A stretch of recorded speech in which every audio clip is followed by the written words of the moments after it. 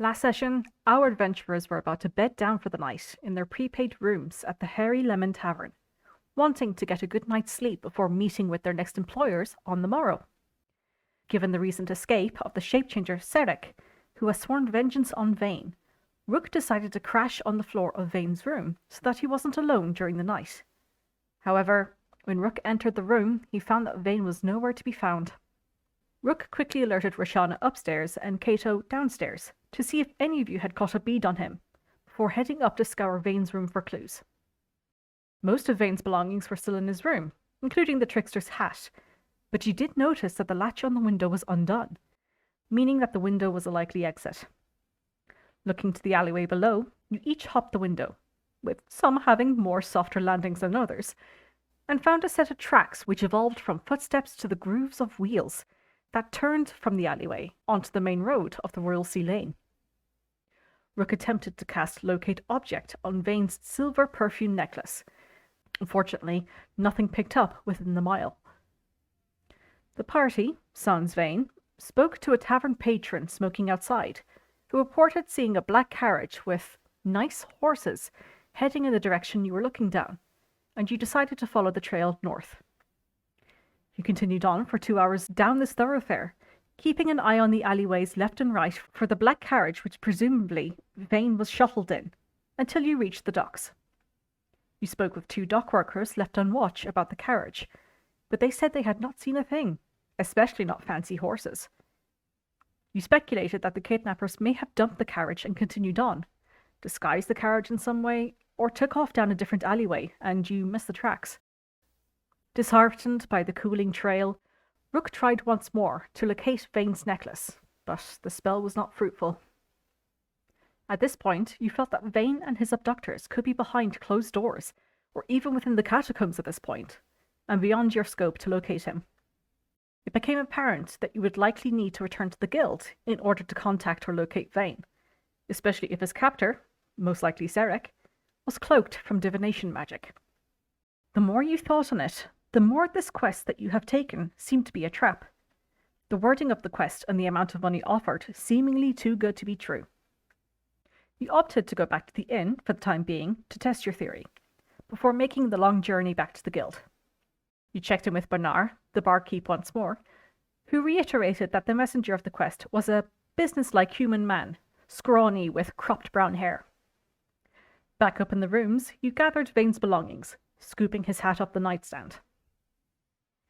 Uneasily and with a lot of tossing and turning, you eventually did all get a rest. You woke the next morning, hoping to see your quest giver. Bernard brought out some breakfast to you while you waited, and you discussed your options available to you, and lamented your own perceived lack of foresight and care. Meanwhile, Vayne groggily woke up, aching and in pain from the uncomfortable position he was bound in, arms tied behind the back of his chair. In the darkness, he could hear a voice coming from his left. With his many times aforementioned dark vision, Vayne made out the bluish humanoid figure sat nearby, from where the voice came. The figure was reading a book, which he quickly identified as Isla the Prick's diary, filled with smutty text and drawings that you just as quickly washed your hands of and explained that you were getting around to returning it. You learned that this individual, who was indeed the notorious Serek, had sent out a henchman who coincidentally knocked you out with a frying pan. Vayne quipped that it didn't seem like Serek liked getting his hands dirty, to which Serek retorted that Vayne did the same, alluding to Rook, who took back the money that was to be used to free Serek, and your conversation cooled. Back at the tavern, the rest of the party tucked into their breakfast, Rook grabbing a portion to go. After scanning over the tavern's morning patrons and waiting the guts of an hour for your clients, you decided to hail a carriage back to the guild, deeming the patrons a no-show and likely involved in Vayne's disappearance. On arriving back at the guild, you headed over to Clerk and requested that messages be sent to Luxon Duroy and Lady Alvis to inform them that Vayne had likely been taken. Alvis suggested that you speak with Lumedi, the silver dragonborn artificer at the guild, for assistance. Luxon merely sent back a whoops. You also had Clerk send a message to Vayne directly, and learned that he was indeed alive, but not alone in the room he was being held captive in. You decided to meet with Lumedi within the guild proper, and she took you down to the catalogue room, wherein you found guild rings upon guild rings, adorning hooks on a white wall. Between Lumedi scouring the hefty tome and you all scanning for Vayne's number, you eventually found the glowing ring that is the sister ring to the one that sits on Vayne's finger. Lumedi explained that the ring could be used as a tie to divine Vayne's location, given that the ring has the essence of his blood. However, as the diviners at the guild are unavailable, or their prices are far too high, and you are unauthorized to remove the ring from the room, Lumedi suggested that you bring a diviner to the guild or bring another item of Vayne's personal effects to someone outside the guild. Between the Temple of Heavenly Bodies and Vayne's seer friend from the caravan, you decided on the latter, given the stronger connection between the two peoples. After a hot minute of trying to remember her name and location, you eventually tracked down Larima, near the Brunston Square in the Arcane District. While travelling over, you looked through Vayne's personal belongings for Larima's address, but stumbled upon a letter Vayne had supposedly written to his parents, but it had been signed off as Edmund. Realizing that you had stumbled upon something very personal and private, though it wouldn't be the first time to see Isla's diary, you shoved the letter into your bag, Rook, and confirmed via a small note that Larima does indeed live near Brunston Square. On arriving at the square, Kato led the way down to Larima's abode, the door opening inward before you had the chance to knock. Inside you met Larima, the tattooed and well-travelled elven woman who greeted you and seemed knowing already that Vayne was missing. While sipping some rosehip tea, you presented Larima with Vayne's letter to his parents. After some strained waiting for Larima to finish her tea, her eyes went white as she began to expand her sense beyond her mortal form into the environment around her. She recounted north of here, northeast, in the Eastern District, crossing many rivers, many houses, to a warehouse by the sea. Beneath the ground he sat in a chair. I cannot see, but there is someone there with him. And with a stilted intake of air, she returned to your company.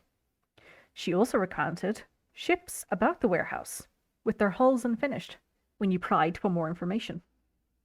You presumed the warehouse must be near a shipyard, and so you decided from there to head to the King's Shipyard, as this was the only shipyard notated on the map to be within the Eastern District. As a parting gift, Rook told Larima the reason she had been trouble seeing Montegor any longer, and the reason why he felt cold. Unfortunately, all this was due to his passing. You quickly bid Larima adieu, and on leaving the premises, you discussed the supposed dorkiness of the name Edmund, and the fact that he chose Vayne as his name to go by. The back of Vayne's ears became very, very hot, as Sarek asked how long it would take for your friends to join you. Sarek questioned the level of trust you all held for each other, especially seeing as he believed their trust in you, Vayne, would lead to their doom. Sarek also asked which of your friends took the money from Dear Simon, though he named the answer verbally, as he revealed that he could see the answer in Vayne's mind, transforming himself into a replica of Rook before your very eyes. To which Vayne said that the impersonation would be more convincing if he were to scream at stars and raccoons.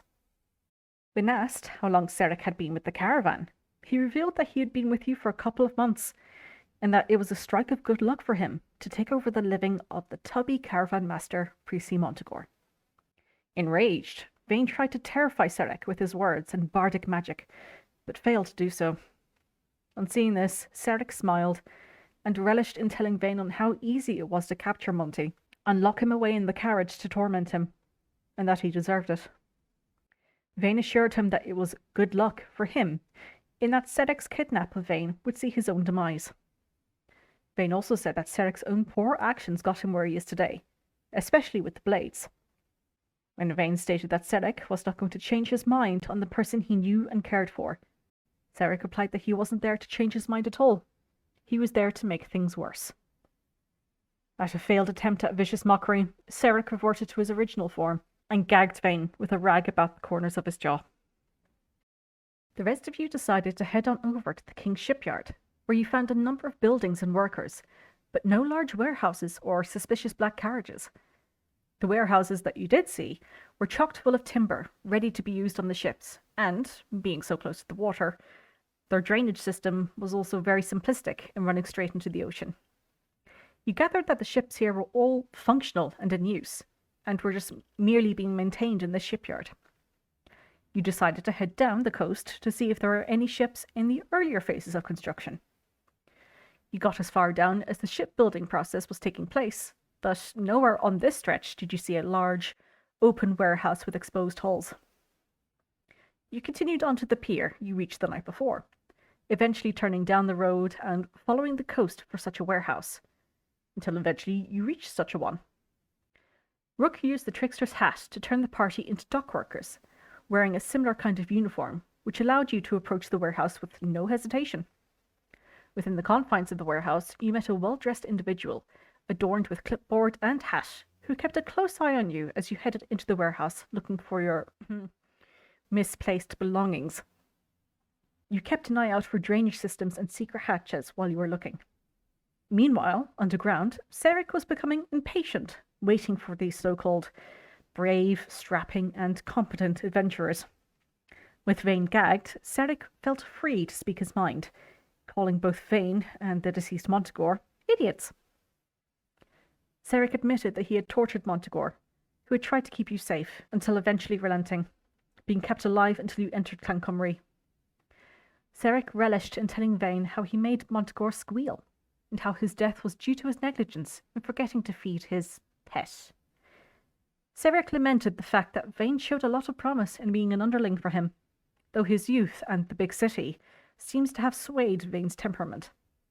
Regardless, Sarek was looking forward to the arrival of Vayne's friends, and explained himself that, while he was no longer part of the Blades, he did have his own loyal followers, to which Vayne could hear cackling and laughing about the room. Sarek did also mention to Vayne that he did indeed look up to Luxon for a time, though was annoyed that Luxon had found him as soon as he had entered the city.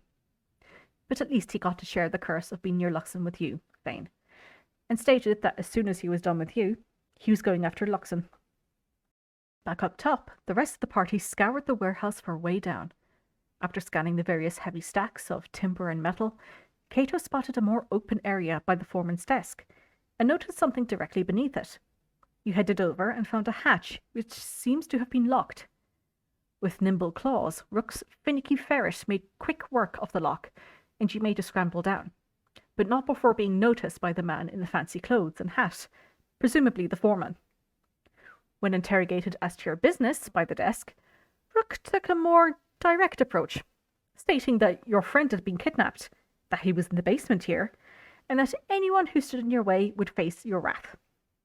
With some additional mind games by Kato, you managed to sway the foreman to allow you down, with his accompaniment, of course, which you more than happily agreed to. Between your intimidation tactics and Roshana's please, you persuaded the foreman, you learned to be called Clarence, to head down the rungs of the ladder first. Down on the basement level, you somewhat stealthed down the corridors, noticing a number of footprints to and from a singular locked door, to be opened once more by the excitable finicky ferret. On opening the door, you found a large room which simultaneously lit up with light, revealing two Vaynes, one grappling and bearing a knife to the other's throat. Around the room stood cloaked figures armed with scimitars, ready to pounce at a moment's notice. One of the Vaynes let the other go for just a moment as you attempted in your human forms to "What's all this then?" before the other Vayne lunged for his mirror, and the battle commenced.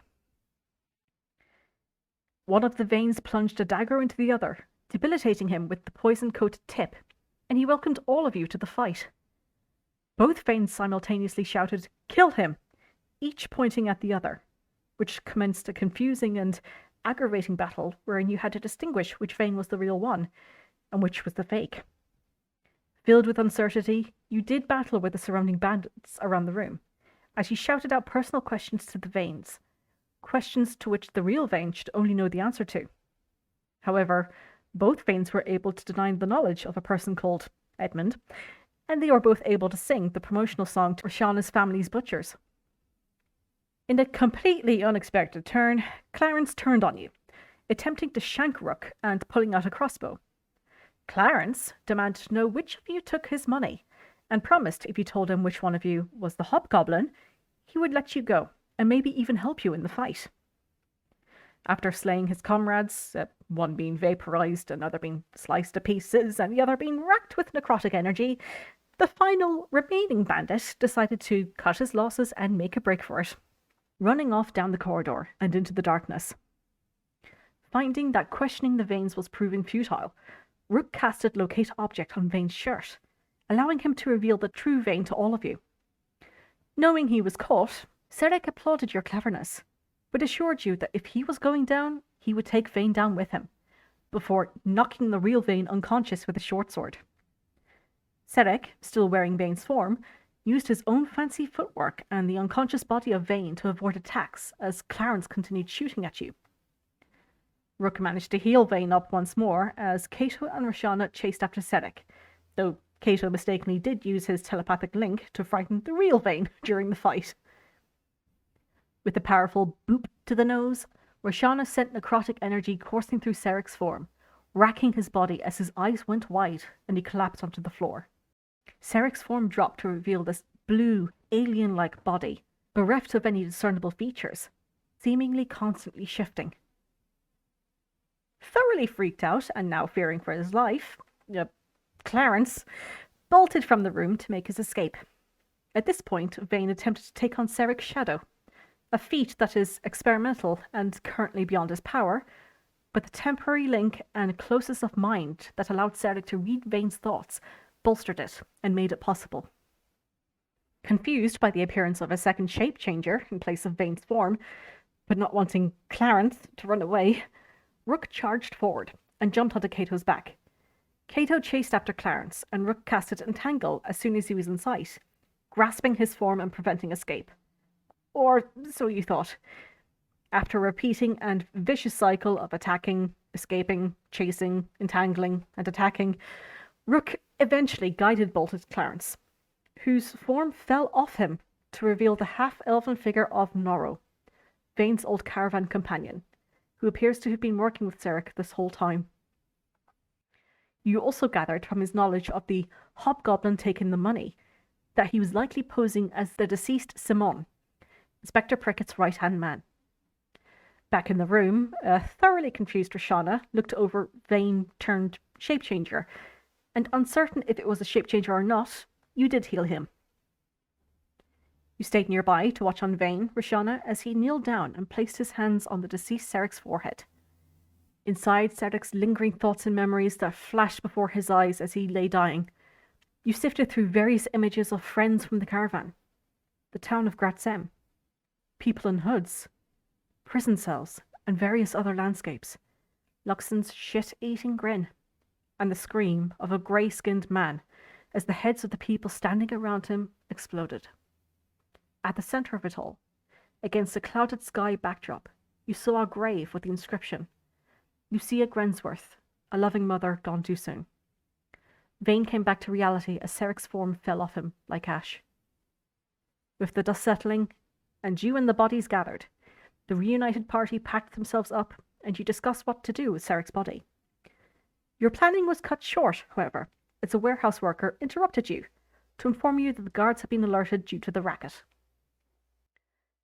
You quickly scoured Norro and Serek's persons for weapons before the guards arrived. They ushered you upstairs as they began collecting the bodies and whatever evidence they were sent to look for. The locals nearby offered you blankets and tea to help calm your still quickened heartbeats, in before Inspector Prickett arrived at the scene. The inspector admitted that he had underestimated your abilities, but was glad this pest that had returned to the city was eradicated. He still expects a report from each of you in the coming days after some respite. With Prickett spoken to, you found your cart once more and headed back to the guild for some much-needed dinner, courtesy of Roshana, at the Dullahan's Head, before turning in for some much-needed rest. Over the next few days, you each made an appearance at the Western Gatehouse to speak with Prickett individually to turn in the report. You also headed down to the Smiling Blades hangout to inform Deuce of what you had found, Vayne, which proved to be fruitful. For a job well done, Deuce gave you 3,000 gold pieces as a reward, and Luxon made an appearance in the hangout to express his approval as the deed to a certain dilapidated shop was placed before Vayne. Back up top, and after having the clerk divvying up your coinage, Vayne pondered over the loss of his 2 friends and the events leading up to this point. Rook checked in on him and expressed that, while loss is hard, sometimes it helps to think of what that person you lost would want for you, and that Montagor in particular probably wouldn't want to see Vayne kicking himself so much. It is difficult to see the value in oneself, and much easier to see the value in others. And so it is important in dark moments to be able to stand forward to tell the people around you where their value is. And so Rook put it to Vayne that he thinks too lowly of himself, and, if he is willing to stick around with a bunch of misfits, that they will take the opportunity for Vayne to see his own value. With that, Vayne gave Rook bardic inspiration, which Rook used to do a backflip before falling on his bum. As Vayne laughed, Rook asked Edmund if he could do any better, which earned him the information that Vayne does not go by that name. And that is where we will pick up. Okay, so Yeah, check my notes. it is Kilar'une the 11th. You guys all wake up in your little dormitory. Sorry. Eh? The 11th, yeah? Yes, the 11th. We And skipped a few days just to... Yeah, no, I'm just thinking the buds thing? Is that what... Blooming Buds? Yeah, that one. That's tomorrow. Okay, no, is that what Rook's interested in? Is that the... No, Rook is interested in the fireball in the sky. Oh, okay. That That's makes meant a to lot of happen sense today. for him, actually. Oh, okay, cool. What month is it? It is Findar? Findar. Yeah. Findar. Okay, then I am all good to go. I just needed to... What is the blooming buds? You'll find out. Oh, exciting! Because they are the thing. It is the 11th of Findar. It is Kilar'une. It is a brand new week. You all awaken in your little dormitory. Amongst your bunk beds, you've had 2 good days of somewhat rest after the little interrogation from Inspector Prickett and speaking to Deuce, who is a somewhat intimidating figure down in the Smiling Blades hangout. You got your reward for doing away with Mr. Sarek. And in a few days' time, the boot camps will start up. What would you guys like to do? Yay, we're reputable. For now. Throughout the 2 days, I would have handed out the 3,000. Split 4 ways. Mm-hmm. Time to do the math on that. I think we already did, didn't we? It was Yeah. what, I think so, 750 each? 75, yeah, 75 each. Okay.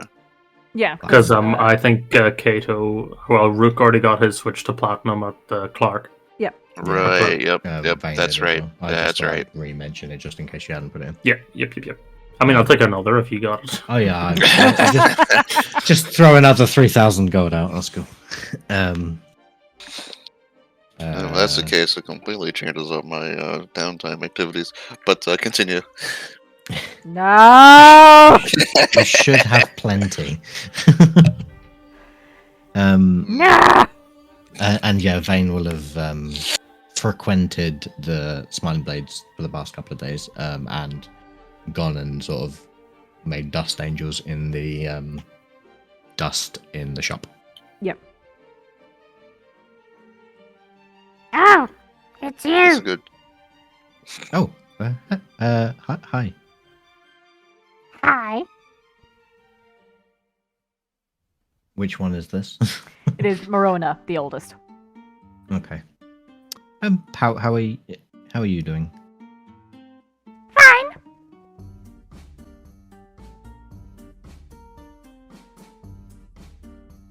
Does she not want to answer me? She said fine. I don't know if it picked up on my Okay, mic. no, it was just silence. Mm. Good. Are you staying here Yes? with your family, friends, people? Yes, we're all here. This is my shop now.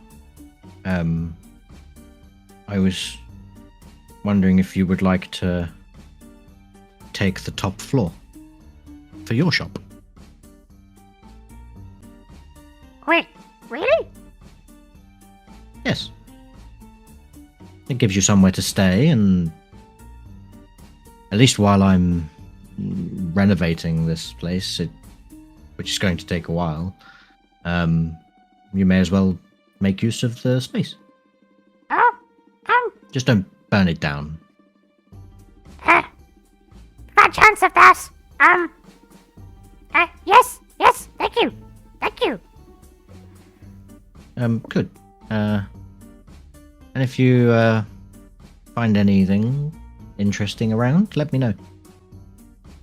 Okay. And she scurries like immediately up the stairs, and you hear the tapping of feet as they begin scurrying as well upwards towards the upper floor. How many floors is three? Is it 3 floors or 4? It's technically 4 with the attic. Okay. Do they think I meant the attic? Well, you'll find out. Okay, cool. They have a bit of trouble getting up to the 3rd floor anyway because the wedged door heading up there. Okay. Yeah, I'll head up with them, just to kind of have a look, like a full look around. Mm-hmm. And looking around, it is all very much the same. The inside has been mostly carved out. The wood is very damp, especially at the... Well, no, it would be at the lower... Like, the wood is still damp. And Yeah. some amount of work is going to have to go into airing it out and hopefully maintaining some of the wood, but most of it you think will have to be replaced. Okay, and that's like the flooring and stuff, not the wall. Like the walls are okay. Like The not walls great, are like but mostly made of stone. Okay, cool. It's like some renovation here and there, just to make sure that it's Yeah. airtight and secure. But Cool. it's the flooring more so than anything else. The roof, you That's- think, is probably the issue here. Yeah, I will. I guess I'll like spend like half a day, I guess, just chilling with the goblins and and doing like moving random shit downstairs. Yeah. To kind of like pile it up and like spring cleaning. And then after that, yeah, I'll head back to the guild.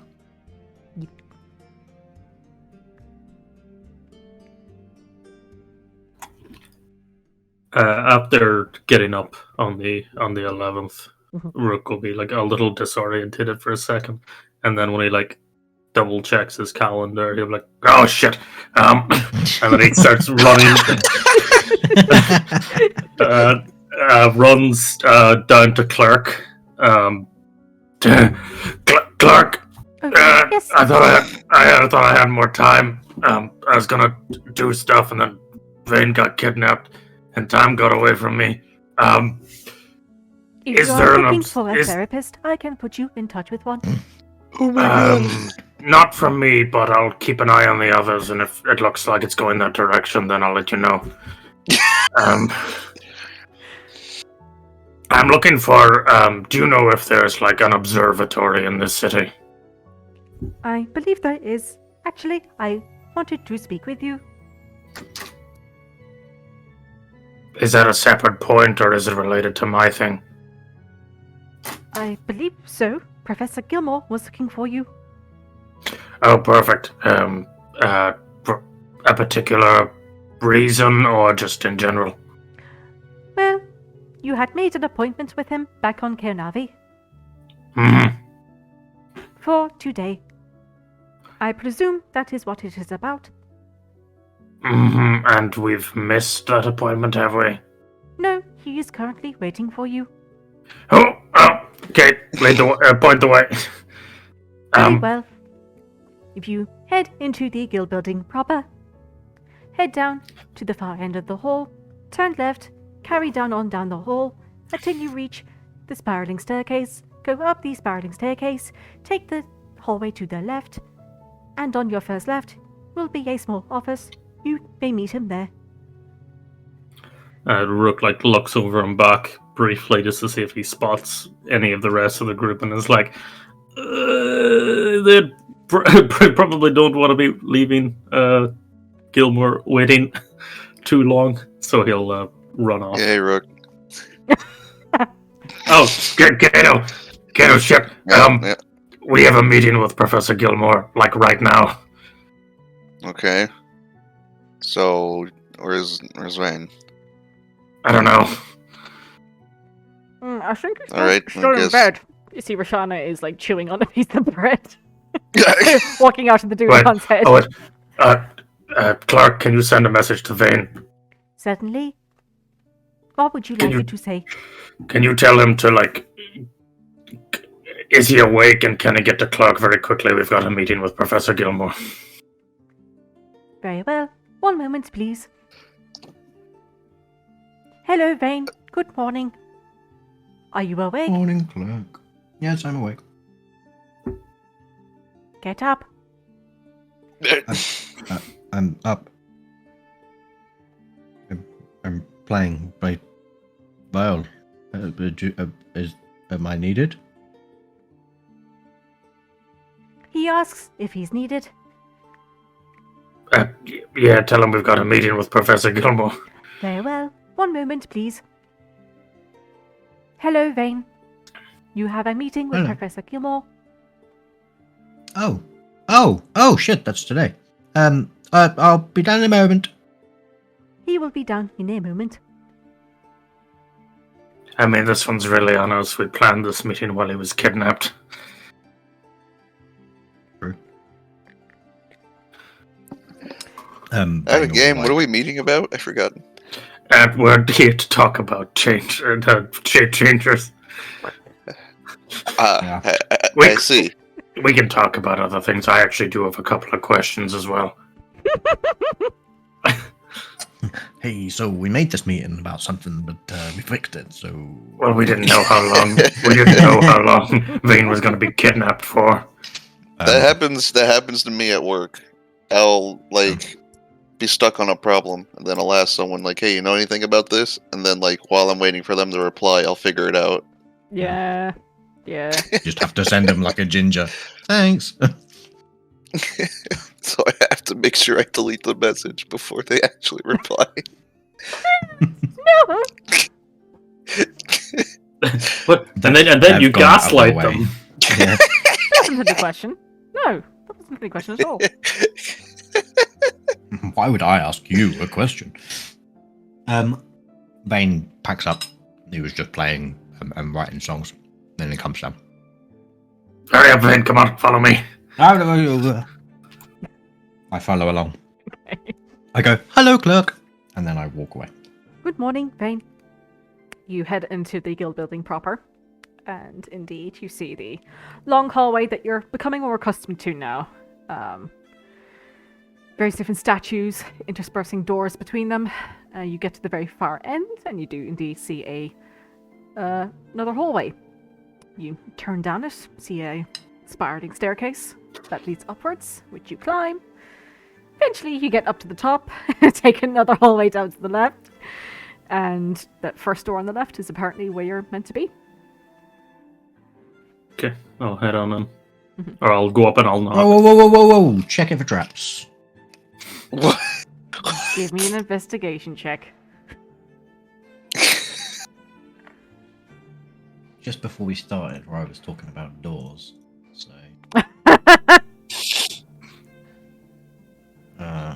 investigation. Any loading. other instrument? It's still loading. Good God. Jesus. Do you want me to check instead? Vayne? Feeling like it, Jesus. Opening the character sheet was crazy. 6. 6. Bit dodge. It looks a bit... Oh, careful, Rook. That door is giving me strange vibes. I'm going to knock on the door. Enter. Okay, well, it's a very elaborate trap if it is one, and I'll push the door open. Of course, things open. Gilmore's a very wise man. Hello, Professor Gilmore. Rook. Very nice to see you. Hello. Please come in. Inside you Head see on in. a rather long rectangular room, very high ceilings, and the walls themselves are covered in shelves, these little cubby holes with numerous scrolls and tomes and books. The air itself is very dry and musty in here. There isn't a sight of a window. And Gilmore just seems to be sat behind a very simple and plain desk. There is a painting behind him hanging on the wall. Seems to be depicting like scenery of a lake and forest covered hills in the distance, and a small little tower with a light poking out the top. He waves his clawed hands towards you, towards these 4 chairs that are sat out for you to take a seat. I would like to sit on the far right. I will sit. I'll also just sit. Okay. Roshana will also sit. Excellent. Good to know. You see, Gilmore like fixes his glasses, on his tip of his snout. I understand that you wanted to speak with me regarding shape changes, but it seems that you have dealt with the issue at hand very quickly. We had anticipated the venture taking longer than expected. It kind of did and didn't at the same time. Definitely took it longer than it should have, but we did have it dealt with. Good. Vayne here is fine now. No longer kidnapped. Oh, Better than ever, actually. Well, better than I have been. yes, well, certainly good to have you. I did want to ask, since we had this opportunity, first of all, it's nice to see you again. I don't think I've gotten to opportunity since orientation to say hello and thank you again for allowing me into this guild. Oh, no thanks necessary. We spoke briefly after the initial talk, but no, it has been, I think, over a week since we've last spoke. Yes. Sure, but a lot has happened in that week, and I think I've become more aware of what this city is like and what the guild actually does. And how do you find it?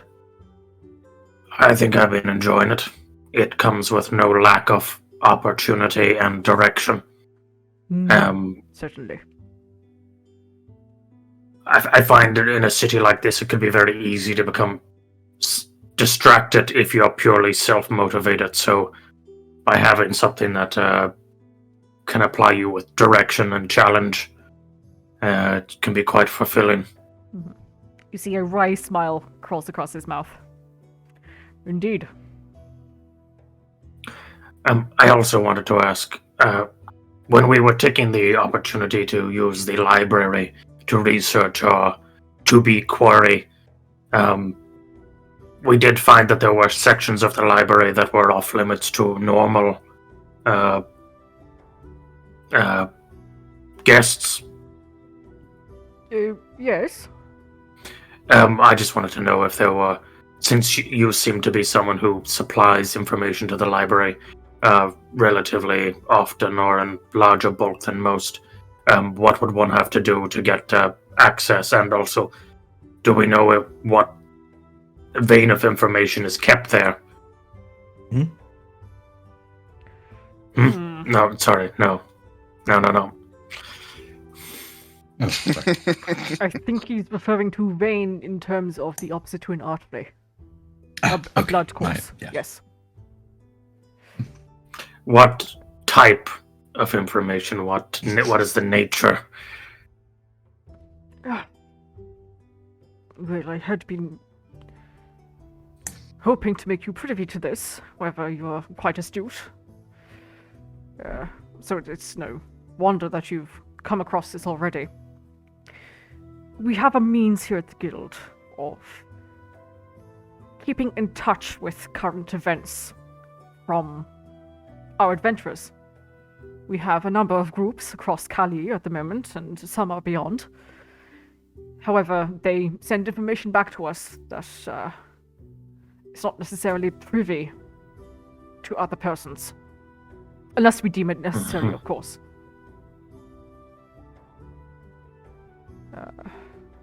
But we also have means of contacting them very quickly, so that they can share information if they have it, or we can send them out to wherever they are. I see. So there's additional areas, mainly the journals, so to speak, of other adventuring parties. Indeed. Detailing their particular ventures, and because the natures of those ventures can be somewhat grey, it's best for you to keep them locked away, and only the appropriate eyes can see them. Very much so. While it's not something we'd like to speak of either, as adventurers, oftentimes we grow our enemies. So having a place where information about a person's location or their weaknesses,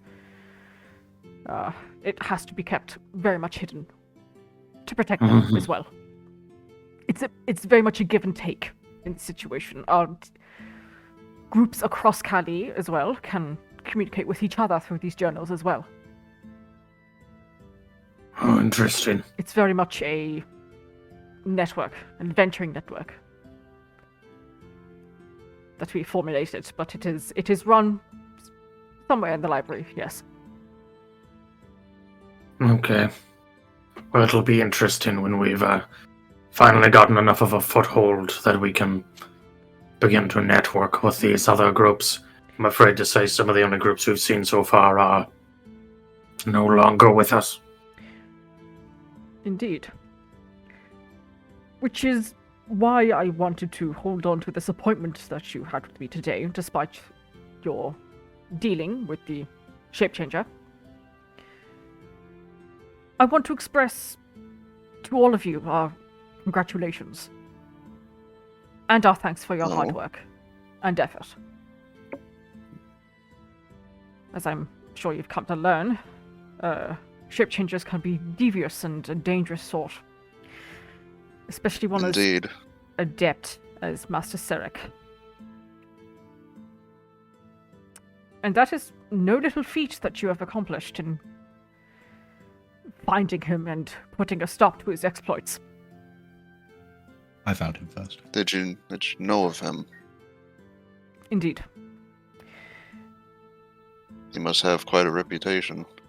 He most certainly did and does. I understand that you did find him due to his want for vengeance against Master Durant here. He nods towards you, Vayne. And did away with him for fear of him hurting your friend.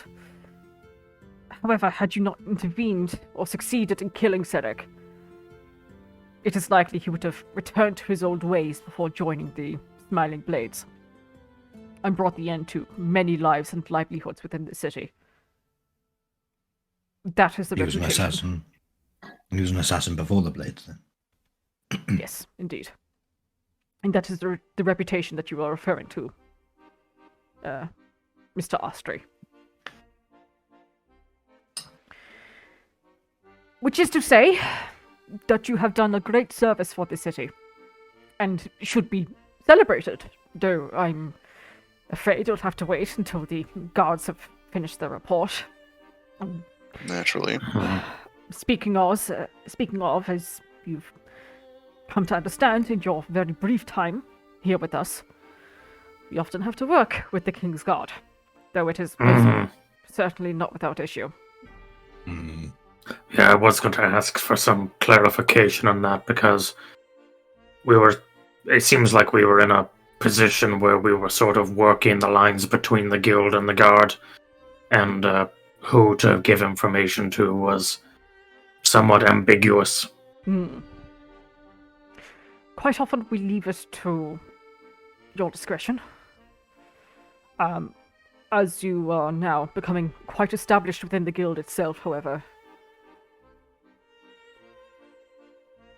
I'm still quite happy to leave it in your hands who you give the information to. It would certainly help the guild a lot more, I think, than it would help the guards. The guards will certainly run with it, but you might be putting yourself in peril should the information even be slightly off, or even having the information at all. The relationship is filled with resentment. The guards, they have their protection, whilst we have our freedoms, which, as I'm sure you've come to see, has often led to loggerheads at times when working together. No, I hadn't noticed. I should say, Inspector Prickett spoke highly of you. I imagine much to his annoyance. Don't take it personally. In dealing with Sarek, and he has asked that I deliver this on to you. This is meant as a menial reward for the task that you have done, also in the promise of your continued silence about the case until it is sealed. He places on the table another sack of coin. Inside is 1,000 gold pieces. Yoink. Thank you very much. Thank you, Mr. Duly Pickett. appreciated. Well, you could send your thanks to Inspector Prickett, but it might be wise to leave that till a much later date.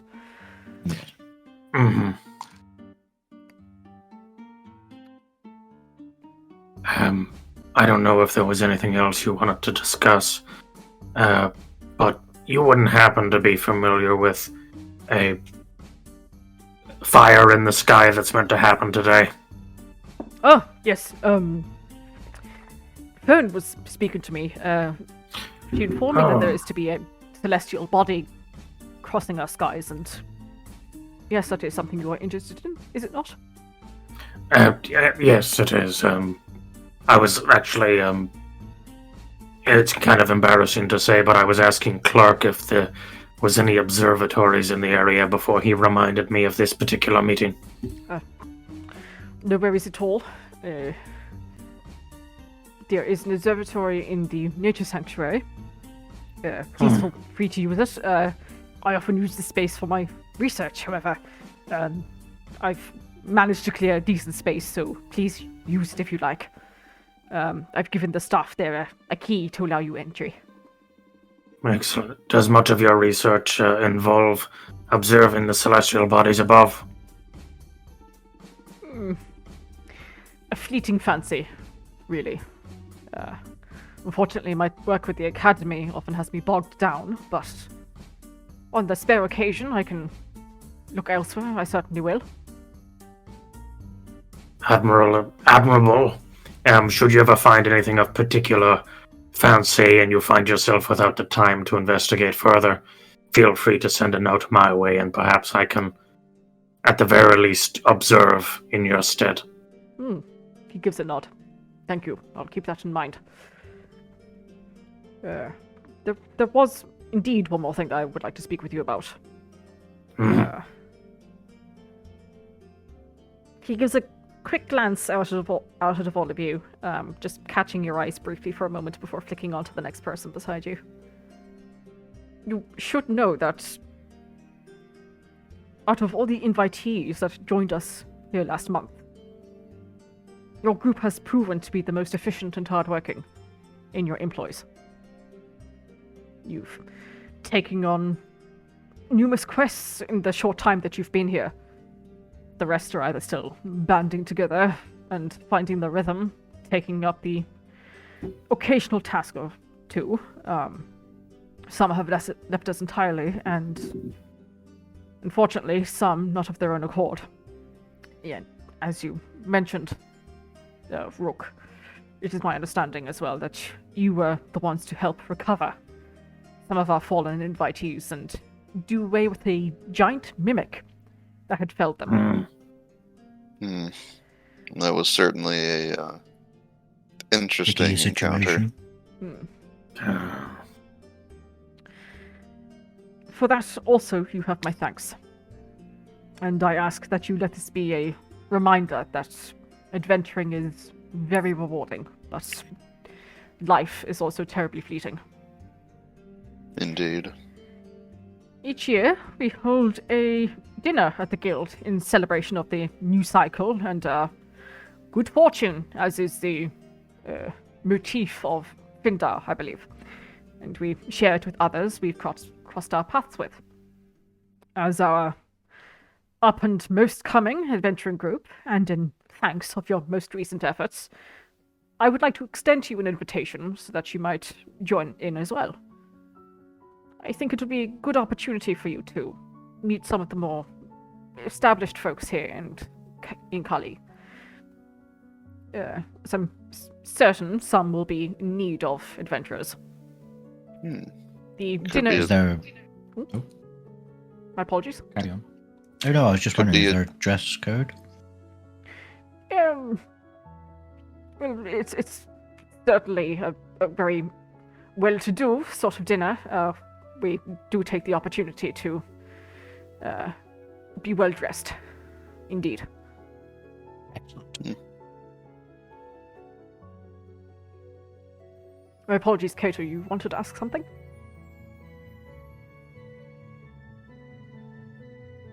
It wasn't a question, but I've forgotten it now. Okay, no. The dinner will be held the evening of Warriors' Day. Okay. And that's at the end of the 2-week boot camp. Yes. 27th. Yes, indeed. The as I'm sure you've heard of the wind, the good fortunes celebrations, they start today. And they will last for the full 3 weeks. And in the time there will be the camps and boot camps that you'll be attending that we at the Guild have sponsored. But at the end of the training days there is Warriors' Day itself, where the warriors of the arena show off their prowess in a number of matches. Afterwards, adventuring parties, academics, and a couple of veteran adventurers as well will be taking part in a tournament of sorts against a host of monsters. It was originally meant as a means of pleasing certain gods of protection and war, and as a form of entertainment for the crowd. However, as you can imagine, businesses and nobles are now hopping on the bandwagon to scout out adventurers for employment. I would also highly recommend that you join in and establish yourselves as an adventuring troupe for the world to see. And afterwards, should you partake in the tournament, you can come celebrate with us at the dinner as well, should you take up the invitation. It does seem like a natural for next step. You don't happen to recall any of the beasts that these adventurer parties had to contend with in the past, do you? I think the most daring that we've had was a young black dragon. Oh, That is, however, if you reach the final round of the tournament. There are 3 stages. The first is somewhat of a time-sensitive battle with quite, not to say weak, but rather diminutive monsters in the sense that you should be able to deal with them quite easily. The second round then deals with dealing more strenuous activities in that you might have to find something or solve a riddle of some kind whilst dealing with another kind of monster. And then the finale of the tournament, it will be one large monster that has been acquired. Unfortunately, I'm not privy to the information of what the monster might be. It's better if it's a surprise. I'm not a massive fan of surprises myself, but if they're nice surprises, I find them enjoyable, but I'd much rather know what I'm getting myself into. Did they kill the dragon before? And how did they get it in here? I believe it was the Venators who brought the dragon in. Mind you, it was a scandal at the time, given that they believed that the young dragon itself was too powerful, so they had means of trying to keep the dragon down towards the ground. And it's... Yeah, that sounds like the Venators. Yeah, keep its snout shut. I won't go into how I personally feel about this as a dragonborn myself, but certainly if I were up against a young black dragon, I would much rather that. Unfortunately, the dragon was far too strong for its containment within the battle, and it did fell an individual. Now, given the circumstances here in Clancamrye, the means to protect people from dying within these ventures is quite strenuous. However, there was nothing that could be done at that time. The dragon was far too strong. So we're very much hoping for no repeat of that this year. And hopefully, if people have learned from history at all, we should not repeat it. It's always a dangerous game when you pen an intelligent creature. Indeed.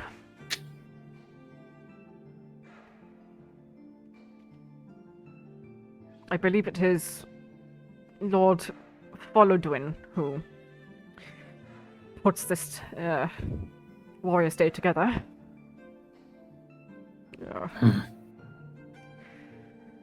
I can't say I'm a massive fan of it myself, but it is what it is. And at the very least, the Ventures and the alchemists here in the Academy can do what they can with the carcasses of the remains of the monsters. Nothing goes to waste. Indeed. Yes, and in recent years they have spoken about as well, leaving teleportation of the monster to the last minute, so they're not held in captivity for too long. Much is the risk to the people containing the monster, but it is, I think, unnecessarily cruel to keep them in confinement as well. Yes, I agree. Before their eventual execution.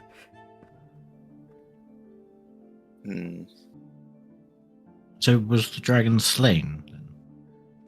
Fortunately, yes. I believe it was a member of the Arcane Academy, unfortunately, who perished. At that point, others had to intervene, myself included, to put the dragon down. I suppose you can't have a dragon loose in the city. Most certainly not of that ilk either. Yes. Yes, but if it wasn't that ilk, it wouldn't have been in the arena. Certainly they could have found another monster, I believe, but news at the time, black dragons are rather notorious in this part of the world. And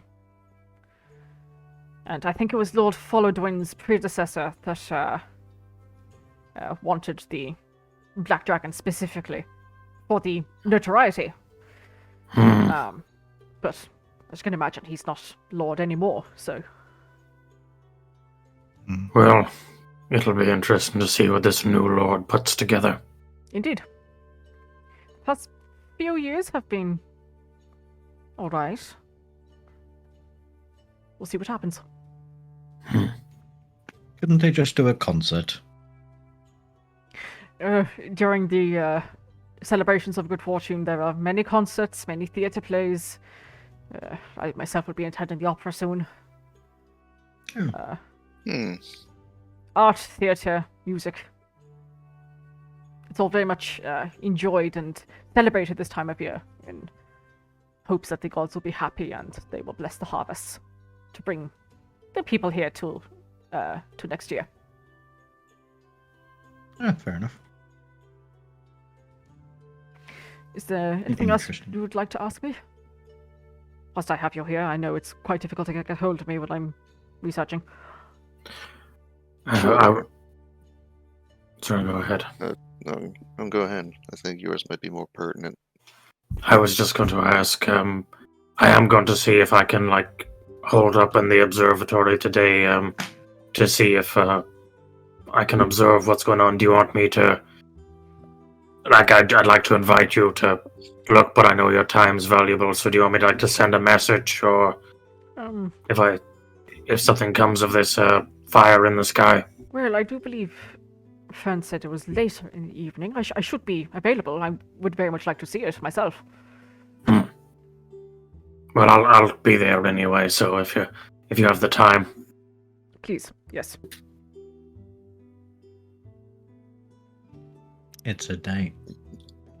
Shut up! Go on. Stop! Stop! Oh, Professor. Chuck's hair behind ears. Oh my god. Oh, Professor Gilmore. Oh no. Okay, well I'm just gonna cut that off right quick. I guess while I have you here, do you know anything about dreams? He gives you a very pointed look. Indeed I do. There is something I wanted to speak with you alone about, Kato. If you're alright with your friends here, though, I see no issue. It's up to you. I think they can decide to stay if they wish. I mean, I wasn't doing anything. But if you want us just to go, I'm fine. Yeah, I mean, there is someone else in the building I do need to speak to very quickly. But we can do that on the way out if you don't mind me being here.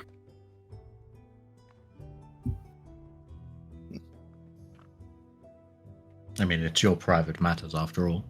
Yeah. Sure. Feel free to take a walk. Okay. Come on, Vayne, you need to give me some money. I stand up and I turn to Gilmore and I say, just as we haven't spoken since the start of the thing, I just want to say, lovely speech. Oh, thank you. I loved the 50% bit. It was very good. He just stares at you. Oh my god. Doesn't say anything, but his very toothy maw is just slightly agape. Well, it you know. Thank you, and Roshana begins pushing Vayne outside. Yeah. Another swing and a miss, Vayne. That's 3 for 3 since we entered this room. God. Read the room. I can't read. How can't you read? You're a bard. Whatever. I read music, not words, bruh. Oh, that just brought me back. Oh, yeah. You some nostalgic whiplash. Yeah. I'm a fucking noble! Of course I can read. Okay. Now that we are alone, the door closes behind the three of you. Mr. Astri, I feel that I must inform you that I've had word from Master Gry from the Temple of Heavenly Bodies, inquiring about information that you've asked of them. As your party knows already, I'm a researcher of the arcane world, its inhabitants and its forces. And as such, I was surprised to be extended such a query, but I suppose some things go beyond the remit of just deity and religion when looking through the planes. I understand that this is a personal matter, and I assure you this information was only shared with me, as those at the temple felt unable to answer your question, and it has not been extended to anyone else. Would you feel ready to share your dream with me?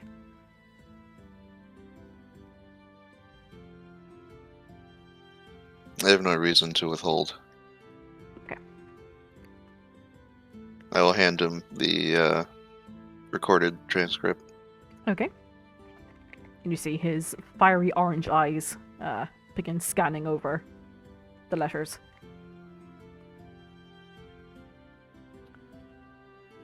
Right. It is very much as I've been told already, but getting the information from the source brings the correct emotion to it, I find. Given the symbolism in your dream, and that you had never experienced such a phenomena before, it certainly does point to a more external source. See, Sorry? I had thought as much. You see, he takes a big inhale of breath before holding it for a few seconds before just releasing it in a big sigh. I have a couple of hypotheses that I would like to look up further, if it is alright with you. Don't be my guest. However, before I go brandishing anything close to an answer, there are a few persons of interest as well that I'd like to speak to regarding this. I feel that they have either been in a similar situation or may have some insight into what you've been going through. I shan't include your personage, of course, but would you be alright if I share this information with them? Sure. Any information regarding this would be helpful. Indeed. I will speak with them then, and suppose see how it goes. They're quite secretive themselves, so it might be difficult. But I'd much rather speak to them and have something a little bit more concrete before I present something to you that ends up being a red herring or induces hope that might not be there. I understand. Very well. Well now, best of luck to you in the coming weeks. You're going to need your fortitude and strength of mind about you, so when the opportunity to rest comes, take it.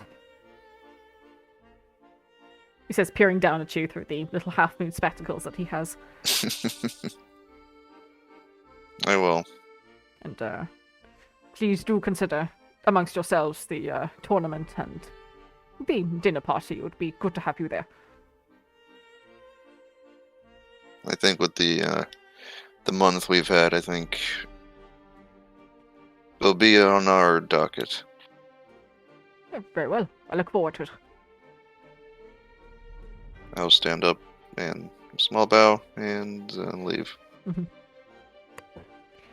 Alright, back to Rook. Is it Lumedi, I'm presuming you're going to see? Yes, that's the Silver Dragonborn. Yeah. Yes. You hurry on down the staircase, back down the hallway, back down the hallway. Eventually you find... Come on, keep up, Vayne. I will have handed, as I'm walking, I will have handed over some money to Rook. Split 4 ways, it's 250 odd each. Yeah. No, you're not coming. No, I'm coming. I'm okay. Stuff. I'm coming too, hold on. You see Roshana's there, I know I can hear you. Okay, ouch. we know. I hand over 250 gold as well to Roshana.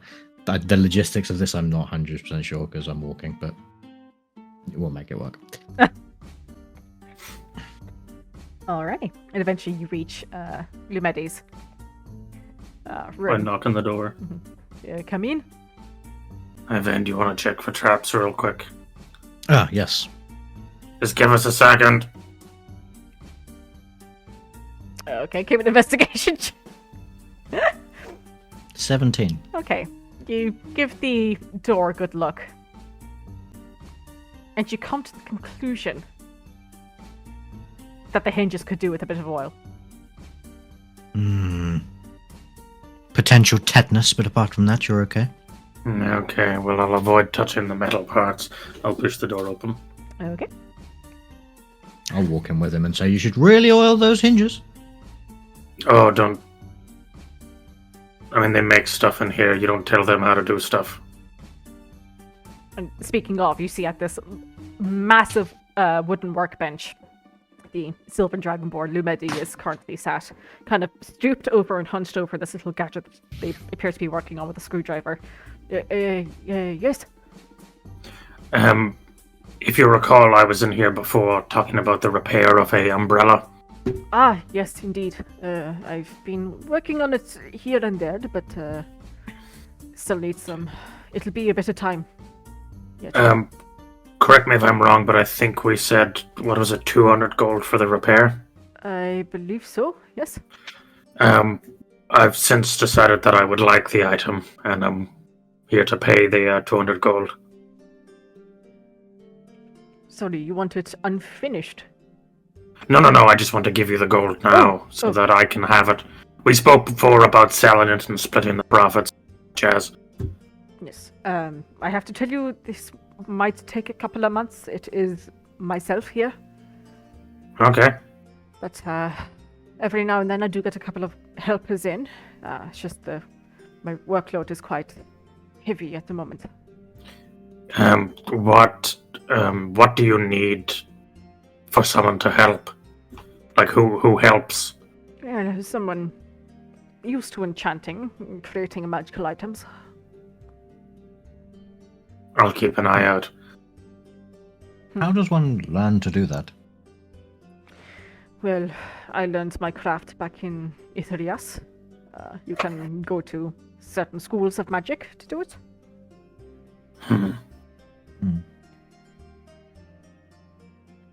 Well, irregardless, I think I would like the item. So I don't mind the wait. I mean, you know the work. Very well.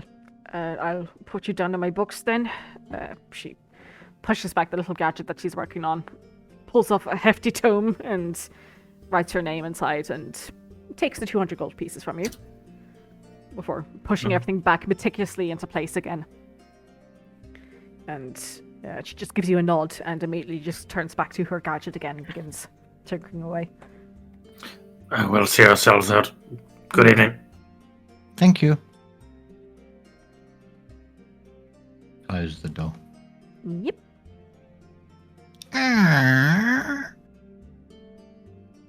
Close the door. Yeah. Vayne, could you wait till you get outside to do that, please? And not in my face. No.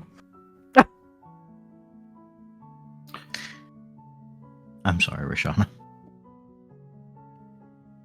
Alright, anything the rest of you do want to do while we wait for Kato? Well, I don't think so. I was just planning on spending the day writing, and then you called me down, so... I'm happy Okay. to wait until we see this fiery thing in the observatory. I'd very much like to see it too. Sure. It would be interesting, actually. It sounds like a kind of not something that doesn't happen very often. I'd be interested in seeing it. Do you know what time? Or should we just head over there now? I'm not sure. I think, Gilmore said that Fern said it was happening in the evening, which is good because it would be kind of terrible if it happened during the day. You wouldn't really be able to see it all that well. There's already a flying sort of light ball in the sky during the day. Flying is a very interesting word to use for that particular phenomenon, but we'll leave it there. Yeah, I mean, we can wait for Kato to come out and see what he wants to do. And How would you I mean, describe it? Hmm? How would you describe it? What's I- it doing? I don't know what level of technology this world's at yet, so I can't really speak to it. That's like, I am the T-1000. Oh my god. I could tell you exactly what is happening. Well, you do know that Kilar'une orbits the sun. Hmm. Or does the sun orbit Kilar'une? Oh, for fuck's sake. Is Kilar'une... Clearly, the sun orbits around the flat disk. the flat disc on top of 4 elephants on top of another disc on top of 4 No, elephants. they're on top of a great turtle called Akun. Yes.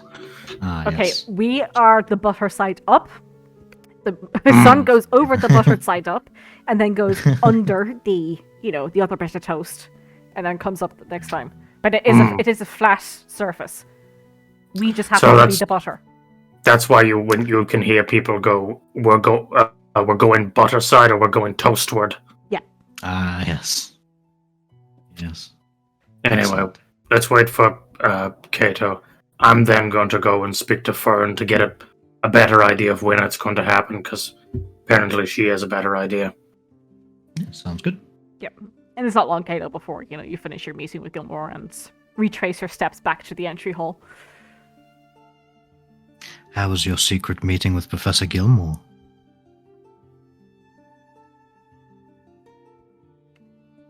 That bad, huh? Excellent. Extra credit! Ah! Has he gone? I don't know. I will say, while we're waiting for Kato to get back, when you said he like kind of opens his mouth and does a deep breath, I was like, oh man, fire breath. He's just gonna breathe fire. I don't know, wait, he's a gold dragon, what is his name? Or brass. Is he brass? Gold. Oh, he's gold. Oh, okay. Kato briefly unmuted. I saw you there. It didn't seem like you had come back to me. Yeah, well, I had. we're waiting. What? Yeah, we said your name and then started talking about you and Professor Gilmore in a secret meeting. Well, I stepped away for a sec. Well, Hey, Kato, yeah. are you interested in watching a ball of fire in the sky that's not the sun? Well, technically, the sun is the name for the sun, or the star around the Earth goes around. So maybe it's not called the sun. What? Why would you refer to the Earth that way? Like the planet is the made sun- of Earth and water. So why would you say just the Earth goes around when the Earth and the water goes around? This Because the title that is given to this planet is the Earth. sun goes around. It's Or Kilar'une. Kilar'une, if you want to What? be. Okay, The sun goes around the Earth. What? but what does Kilar'une go around? Kilar'une goes around the sun. The Earth. Yes. Okay, it's called the sun. Okay, cool. Sun. Anyway, Never heard of the spell sunbeam? Where do you think that gets its name from? That's called Kilar'une you know what? sunbeam. Actually, shit, that is a very valid point. God's sake. Did not even got that. Okay, fair enough. We're gonna go speak to Fern about the thing that's meant to happen this evening. If you're interested in attending. Sure. You know, this sort of ball of fire in the sky is making me think of... And then Vayne pulls out a parchment and starts scribbling something down. Don't. If you've written the words "great ball of fire," I'm going to murder you. Vayne looks at you and scribbles something out. Alright, let's go. As you are walking away, you see the doors to the guild building proper close again. You see Professor Gilmore stood there. Mr. Durand, before I forget. There was additional information that Inspector Prickett had given me regarding your deceased friend and their property. Oh, I will kind of gingerly walk over to him. Yeah. And say, just before we do this, I didn't mean it, that the 50% thing was good. I meant that it stuck with me as it was a good use of a metaphor. He looks at you like he's not sure whether to believe you or not, but he just says, good. Apparently the auctioning of your friend's items is to be held tomorrow, down by the Southern Gatehouse. I believe you had asked about having some money being returned to the employees of the caravan. Mr. Prickett has said that he will try, however, he thinks it would be better to have a grave of some kind made for Mr. Montague, and have the funds from the auction be made to pay for that. Oh, and that sounds lovely. Would that be in the Grave District? Indeed, yes. Yes, I think all of us would understand that's, and that would, I think we'd all be fine with that. Very well. Thank you. Yeah, always. Take care, all of you. He waves a hand to each of you as he rushes down to the gatehouse. Bye, Gilmore. Farewell. And I'll jog over to the. I assume I was like here. I'm gonna jog over here again. Mm-hmm. So to Ferns? Yeah, well, that's where I'm going anyway. So we all got the 200, right? 250. Oh no. Okay. You wee bollocks. I gave some to Rook and I gave some to Roshana. You've only just shown up. But on the walk to Ferns, I will give you 250 gold. Such a dick. I was talking about my dead friend. Yeah, I'll hand over 250 gold to Kato. Actually, to be more specific, you were talking about getting money from your dead friend. Hello. I was talking about creating a lovely tomb for my friend. Thank you very much. Taverns. Taverns. Beans. Beans. What the fuck? So yeah, you guys head over to the nature sanctuary. You see actually near the front desk that is, dimly lit, the vines of various different plants hanging down the side of the walls, and very faint glow of different fungi that are just growing out of the wood that makes up the front desk. You see Fern is standing nearby. Hi, Fern. Oh, hello, Rook. How are you? I'm doing good. How are you? I'm not so bad. I heard you knew about the fire in the sky this evening, the passing celestial body. Yes, the fireball. Mm-hmm. You could call it a great ball of fire. It's a bit of a mouthful, isn't it? I would say gracious, so. no. But, yes, I was going to use Gilmore's observatory to have a look at it. Yeah, I just spoke to Gilmore and he just gave me permission to do the very same. Oh, brilliant. Yep. He might actually pop around. I hope so. You don't mind if I join? Oh, not at all. All of you can. Anyone can, really. It's a good thing to see. Do you know what it is? To be honest, the stars aren't exactly something that I'm particularly au fait with. I'm quite comfy being on the ground most of the time. Mm-hmm. I'm quite close to it, so I mean, it's I like stargazing, but that's about as far as my knowledge about it goes. That's Does this fair. sort of thing happen often? Not really. Not where you can, time it and see it. There are certain people who have developed star charts and they can tell when it's about to happen. But it's very lucky to be able to see it where you are. I mean, I've heard people can generate all these star charts, but it's that's for the whole of Kilar'une. I'm sorry, the what? They make star charts, but it's for the whole of Kilar'une. So to be able to see it where you are in a precise moment is quite rare. Yes. Sorry, in my head, you said they make star charts. That's for the hall of Kilar'une, and I was like, "There's a hall of Kilar'une where they make star charts."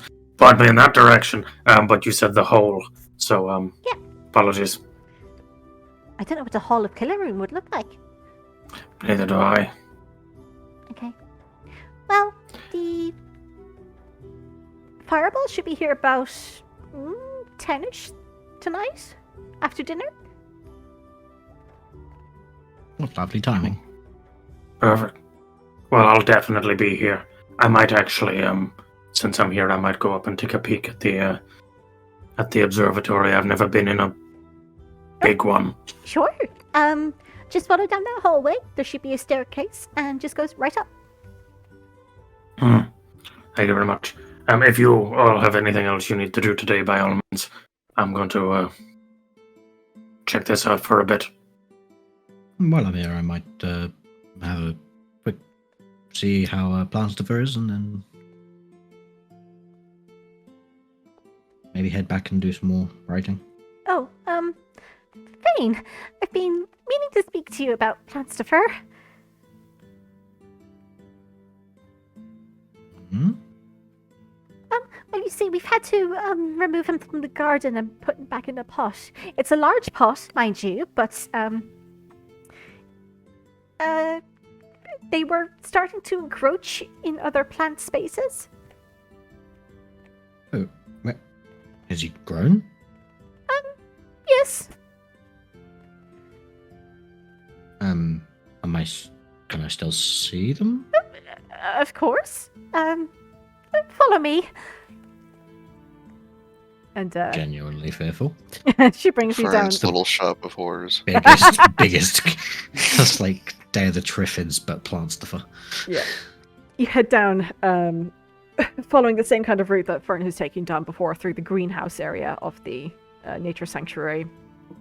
And rather than going to the little patch of grass where Planstiffer was before, she passes by it and opts instead towards a room.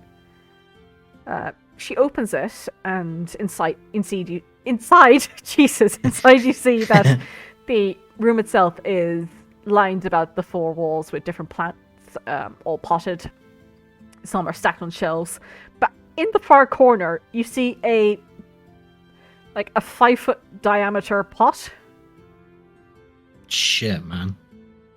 that is just filled with catnip, firs, and shrubbery.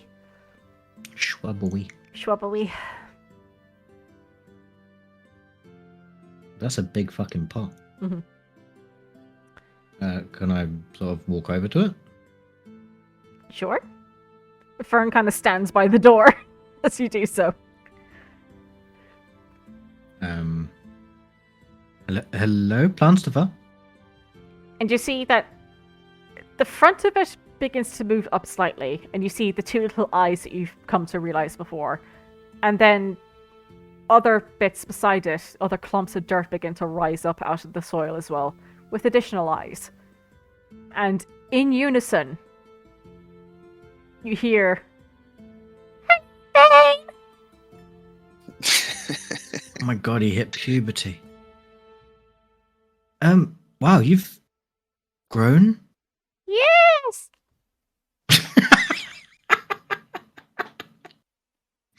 Just you squealing.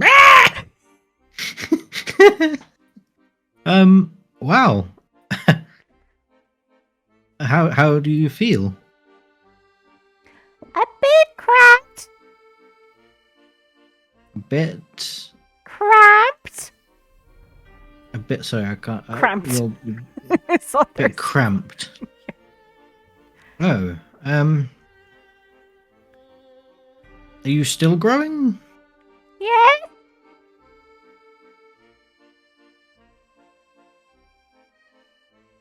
Maybe we'll have to find somewhere for you to be able to stretch your roots.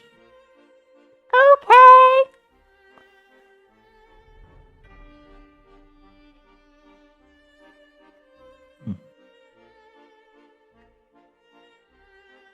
Did you say anything? Because it. Sorry, didn't I said pick up. okay. Okay. When my picks it Yeah, up, so- but Discord does not for some reason. Yeah, yeah. Okay, yeah. So I'll have a think and have a look around and see if I can find anywhere that might be a bit more suitable for you.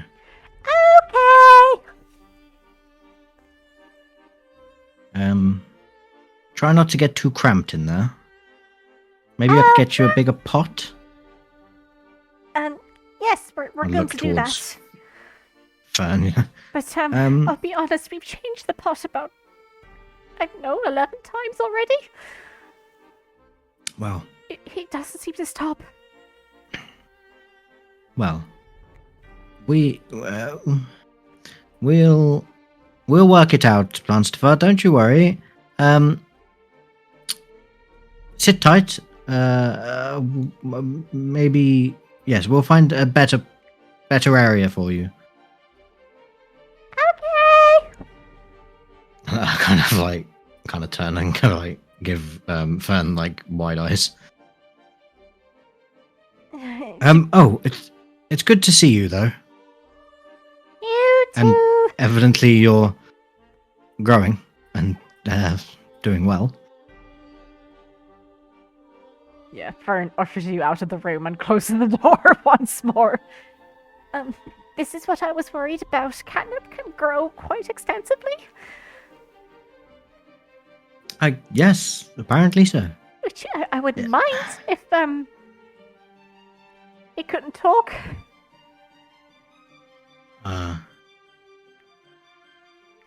Why is the talking the problem? Well, if I try to remove some of the catnip, it screams. Oh, of course.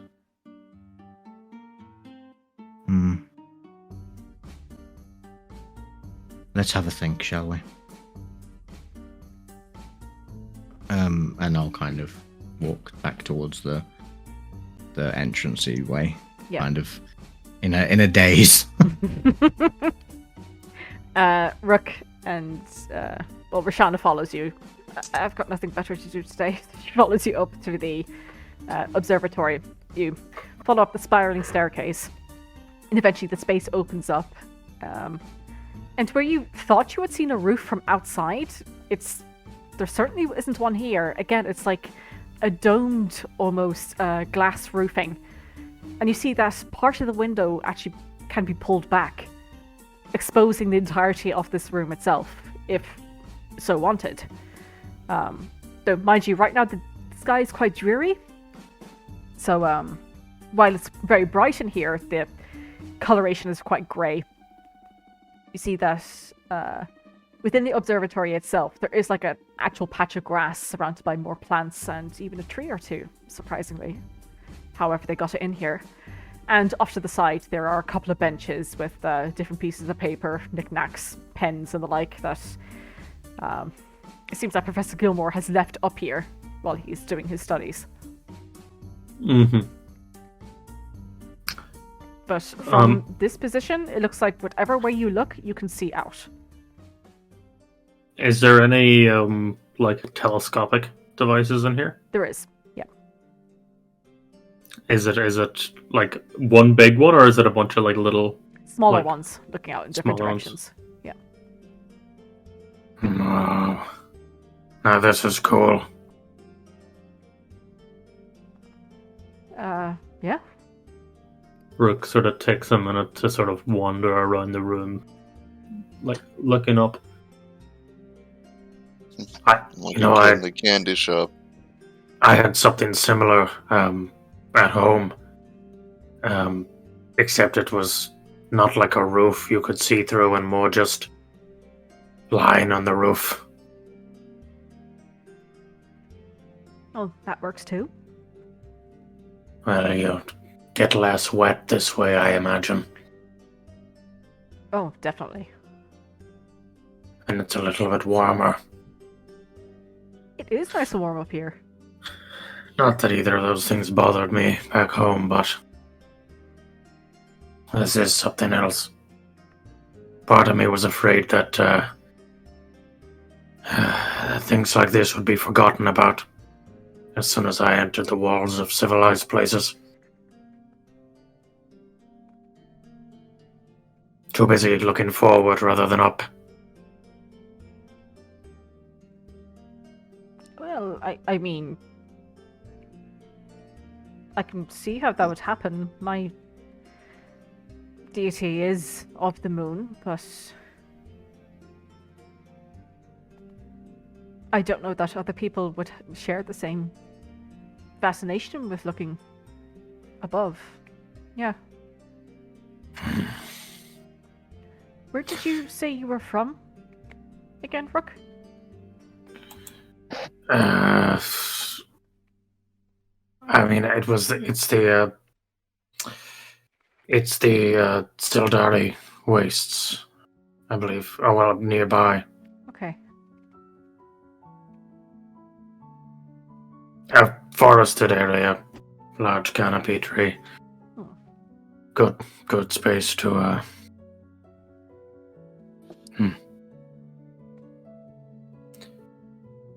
I suppose less light from the city interfering with the sky as well. That's true. I haven't really taken the time to see what impact it would have. Not that the lights are particularly vibrant in some areas, but and Rook will like get on a desk or something and see if he can get a vantage point that allows him to see the rest of the city, and see if much of the because it's daytime, so there probably aren't any lit lights, but he just wants to see what else would be peeking above and sort of getting in the way. Yeah. You look out, and indeed, there isn't many lights on at this point. Couple of towers that you notice in the distance, particularly looking towards the south from where you are. And just coincidentally, you happen to see what looks to be like an airship currently passing by. Just a little blip in the distance.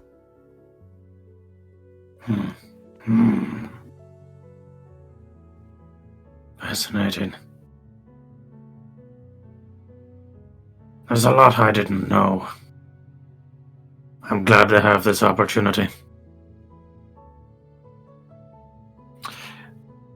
Roshana, we have some time before all this kicks off.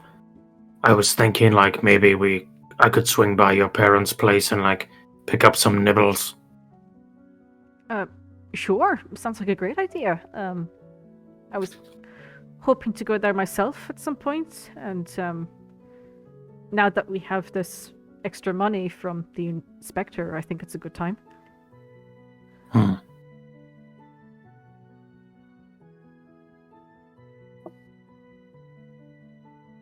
How about you, Kato?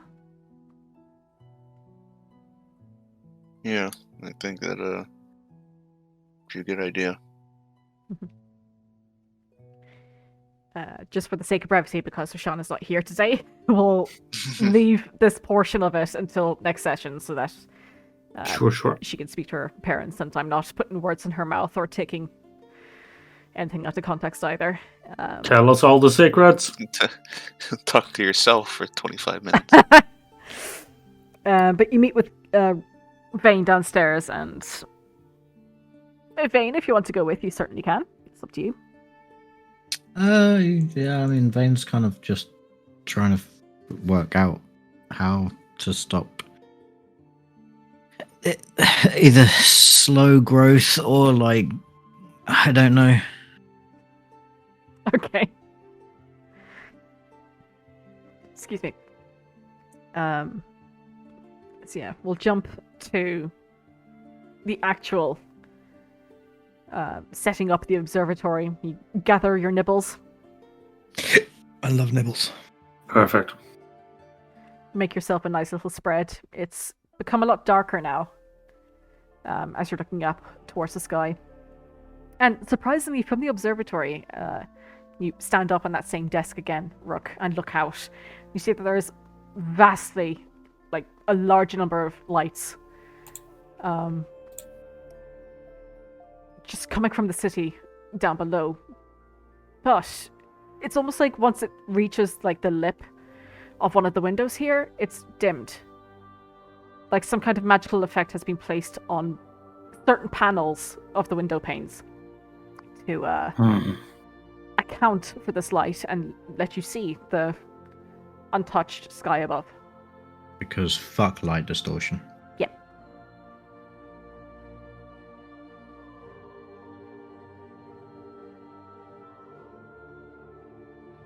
Soon you see, coming up the staircase, Fern is there, kind of hauling herself up with her staff. Eventually followed by Professor Gilmore, his scales gleaming slightly from the moonlight and the starlight above, as he nestles down, looking at the sky as well. Ooh. Is there does this room have any like windows? Or is it completely like sealed? Like the ceiling above is like mostly windows, but it can peel apart. It's like an eyelid almost. So that I see. the two halves of the ceiling basically can split open and leave you exposed to the entire sky above. Okay, so it is. It has like a glassed roof you can see through, but you can open it. Yeah, that's what I was trying to convey. Sorry if I didn't get that Okay, across. I see. No, I think you said that. It just didn't click with me. What kind of night is it? It's clear, surprisingly. Given how like cloudy the day was as well, it's become quite cool. Now that the heat from the earth is, slowly dissipating back into the sky again. But it's a very clear night. Rook will go over to one of the more particularly used desks and put a heavy object on whatever papers and notes are there so they'll get blown away. And then he'll go over to open up the roof proper. Yep. And with a cranking sound, the roof begins to split apart until eventually the entire circle that forms this room is now exposed to the air.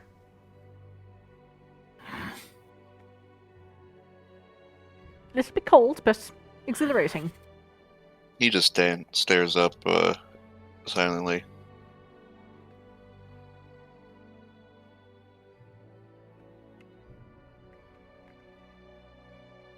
I've missed this.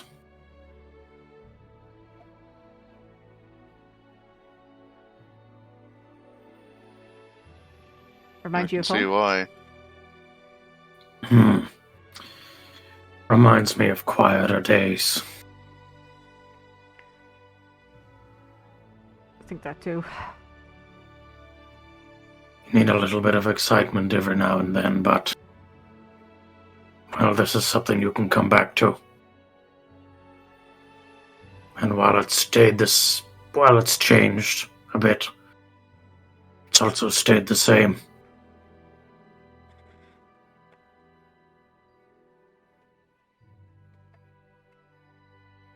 You see Fern trots over. She goes, okay, I should be here any minute now. Keep your eyes peeled, everyone. Gonna cast guidance on myself. Okay. I'm gonna touch Rook on the shoulder and say, "Here we go," and I'll cast Bardic Inspiration. Just so I can really see. Open your eyes. Just thinking like the cat eyes where the pupil just goes whoa. Yeah, you just have stars flying by. Yeah. He's seen beyond. He sees time. He's beginning to believe. As you open your special eyes, Rook, you see the faintest glimmer of orange out of the corner of your eye. And you turn, and you see just the tiniest little speck of light that begins to grow and grow and grow into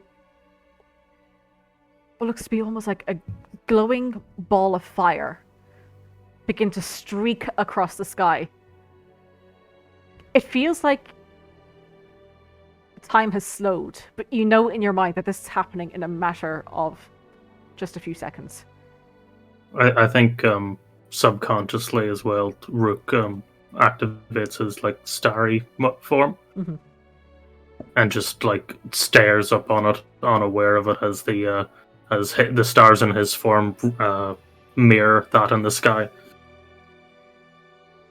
And those motes of light that circle just ever so faintly around your wrist, you notice also begin to glow orange.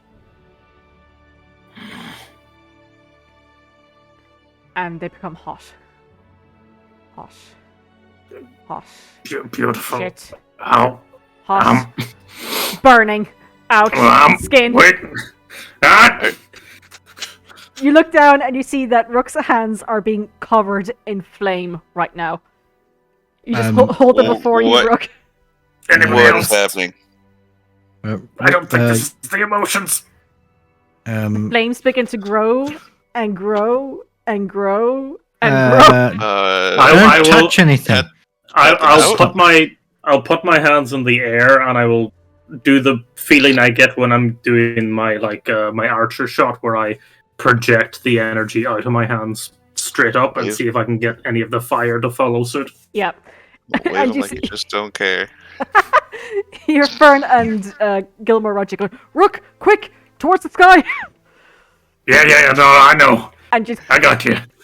the fire is just flung from your hands towards the sky, and it begins growing and growing and growing even more and more, and before it just explodes, little embers flittering down into nothing above. Like a gigantic firework, the whole spark and vision that was there, and the extensive amount of energy that you've just expelled from your hands before it dissipates into nothingness. I pat out some of the little fires on the desk. I'm sure for a little bit it looked like he was directing air traffic.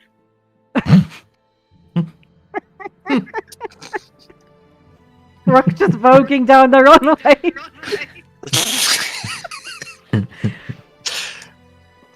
Gilmore hobbles over with his cane in his one hand, the other like hidden beneath his cloak. Are you alright, Rook?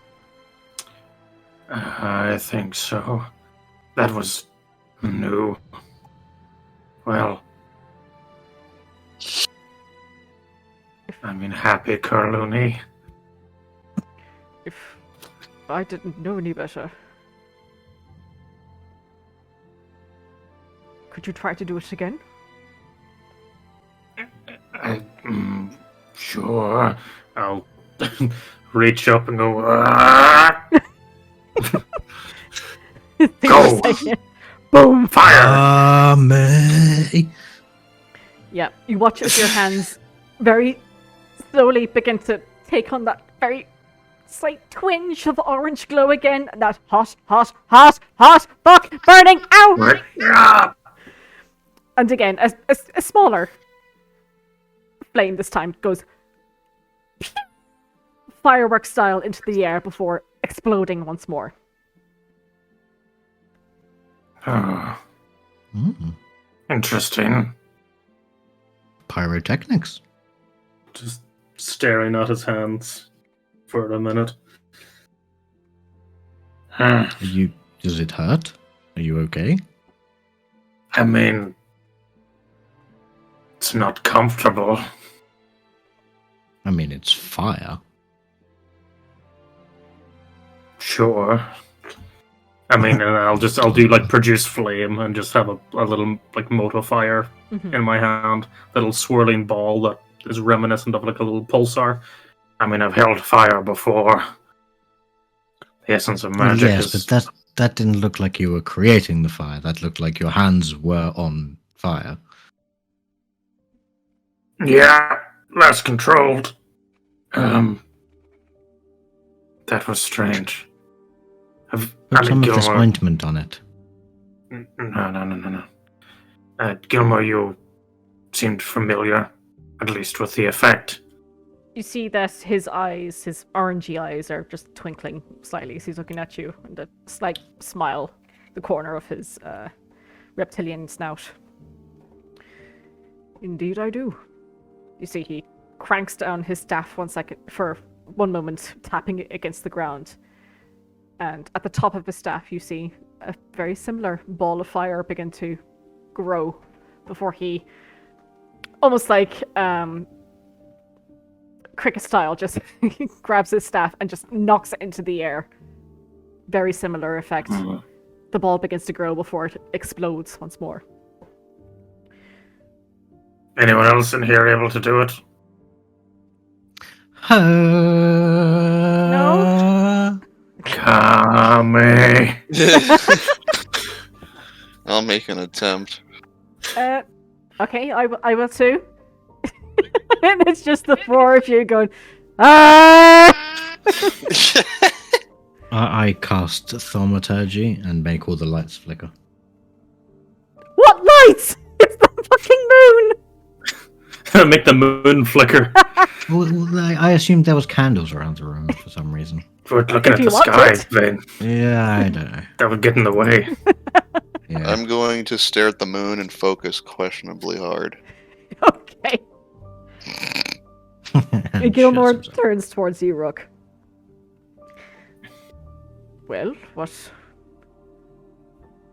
whatever has possessed you after seeing that fireball? It seems you now have the power of fireball. That sounds like some wizard shit to me. No offense. None taken.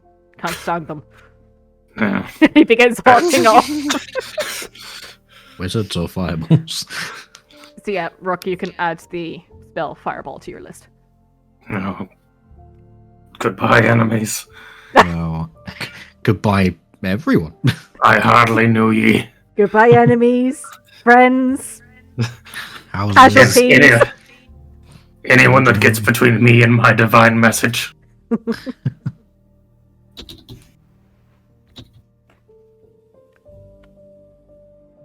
But, that was unexpected. Thanks, everyone, for coming. I appreciate Thanks you for the taking the show. time. Yeah, that was quite the firework display. I wasn't sure that you'd get any show outside of what we initially saw. Oh, it was. Well, I pretty, mean, that but- was beautiful and cool, but yes. The extra fireballs were worrying, but also cool.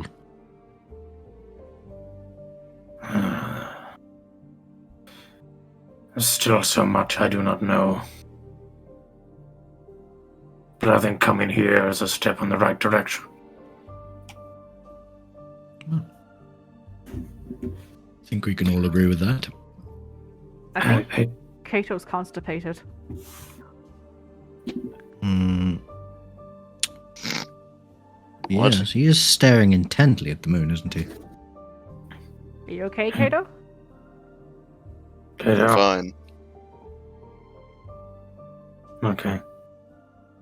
Gilmore, do we need to speak to anyone about unleashing fireball to the sky above the guild? Or is that okay? It should be alright. If anyone has any problems, they can come to me. Sounds good.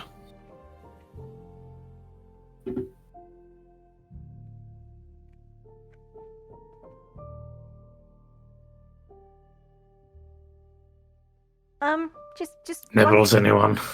question, please. Actually, yes, I was going to ask. Can I have one of those crackers? Oh, absolutely. That's what they're here for. Thank you. I will have also some crackers. There's crackers. There's cheese. the various different kinds of meats is definitely charcuterie board. Yeah, I was gonna. extraordinaire. That's exactly what I was going for. Yeah. Like ham on serrano on top of crackers. Kato, you feel like two little piercing sensations into your shoulder, and you see that Ivory has appeared beside you, looking at the moon.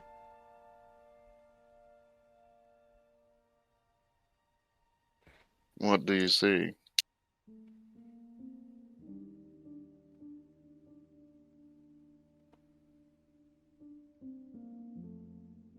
If you said anything, I didn't pick up. It didn't? Oh. Hold on.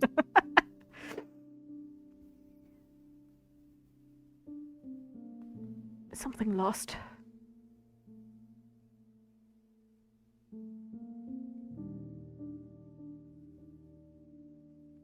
Say that again?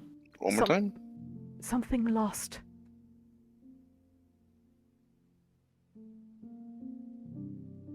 Hmm.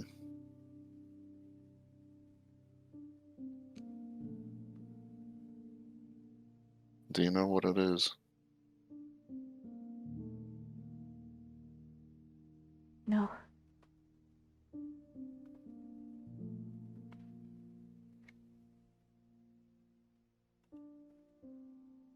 Hmm.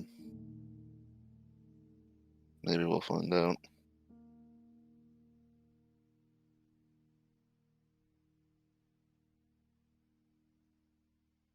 Was it something you lost?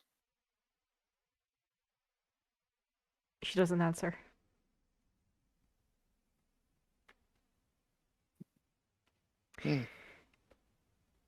After your night of nibbles, fireballs, and constipation jokes, you head down the next morning. You could stay there for the night, actually, if you want, the observation. Rook probably will, but he won't force anyone else to. Vayne will as well, actually. He'll be kind of in a corner of the circle, sort of staring up at the sky, pondering songs and plants. Mm-hmm. Well, okay, if you guys are going to stay here, I'm going to stay here too, because I can't trust to leave you alone. I mean, I've got eyes on him. Look, Roshana gives a very, sly glance towards you, Rook, What? before she nestles down as well for bed. Okay.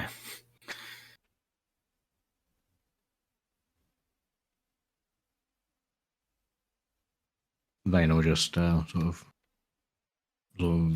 strum on the lute a little bit while staring at the sky. Just kind of like a tuneful, but kind of mindlessly playing because he's not really thinking about it. Yeah. How about you, Kato? Yeah, I'll stay. Morning comes to you. You're woken up pretty early, given that you're in the observatory. And the light. Sun baking down on us. Red skins all around. Rook maybe more of a brown. But it's not necessarily the light that catches you first, but a floral scent. Very, very strong. Is it catnip? Can humans smell catnip? I have absolutely no idea, but I'm not a human, I'm a tiefling. I was talking about me. I was like, have I never been able to smell it? I don't think it has, like, for humans, I don't think it has any effect. Okay. Is the aroma reminiscent to any budding flowers that I would know about? The ones that you've passed, certainly, in the nature sanctuary. Fair. Does So Kato cure his constipation? Oh my god. Poo-pourri. Isn't that the brand? Potpourri. Oh. So would it be fair to assume that the floral scent we get is all the flowers? Pretty much. That makes a lot of sense. Yeah, and you look around you as well at the plants that are within the observatory itself. Everything is in full bloom.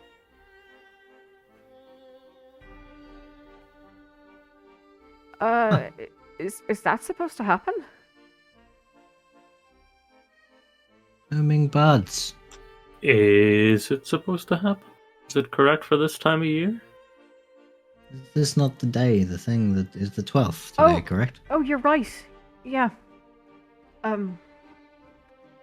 Yeah, it's something that happens this time of year. They all open. Hmm. I didn't think in the observatory as well, but okay. Cool.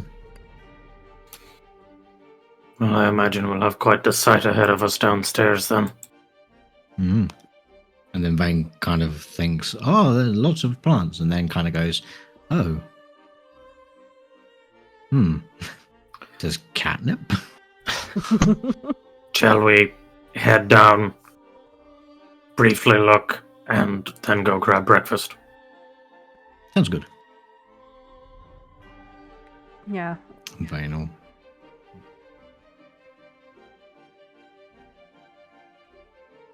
Head on down, I presume. yeah, I'll head down to the main desk and then ask if I could pop my head in and check on plants. Yep. So yeah, you head back to the same room after checking in with the clerk there, and you poke your head in. Seems undisturbed for now. Okay, good. I'll poke my head back out Alrighty. and proceed to follow it with my body. Okay. Lizard style. Yep. Hello, everyone. These beautiful pictures of lizards. Oh, Lizards are a very lizards. beautiful animal. So yeah, you'll head on out, and immediately as you're walking through the greenhouse portion of the nature sanctuary, every flower is in bloom. You find yourselves having to clamber over various different vines and shrubs that have just kind of clambered their way onto the footpath that has been placed. Everything just seems to be bursting with vitality and fervor. And the smell as well is quite pungent. I can imagine. But you manage to shuffle your way through, enjoying the sights of the beautiful flowers and the smell. Where you arrive. keeps an eye out for any herbs that he might know. In this portion of the garden, not so I much. didn't think so. Yeah. I assumed it would all be flowers and Flowers, stuff. but yep. Fleur. Flowers. A fleur. All And right. then I assume we're heading to the Doulahans for Umbriki Vast. Okay. Is there anything that you guys want to do today? I mean, we can check quests. There aren't any. Did Clerk say that there was less quests because of the... Because of the celebrations? Yeah. Yep, and the boot camps. Yeah, okay. So... guess not bother that. I guess just potter around. Vayne will do his usual of going to the shop. Check, like, going through things again. Looking around to see if there's any hidden compartments. That's pretty much it. Okay, just give me an investigation check, please.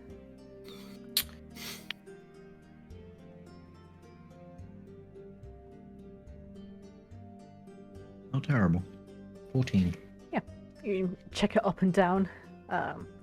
There's a couple of doors that you find you're having trouble opening because you think, the wood has become quite, Warped. yeah, it has expanded a bit with the water.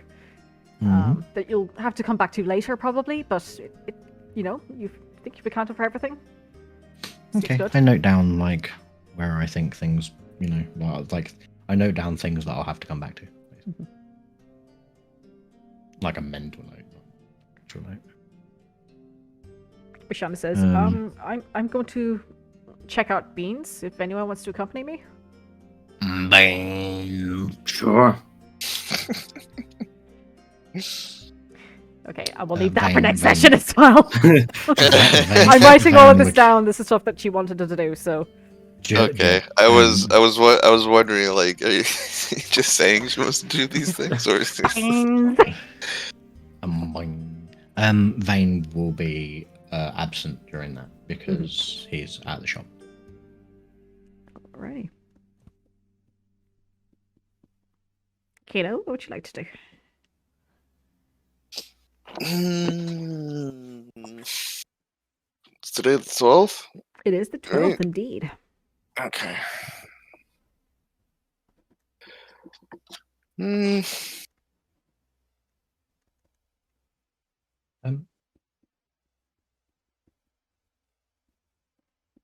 Just so I can. So we finished Serac on the 10th.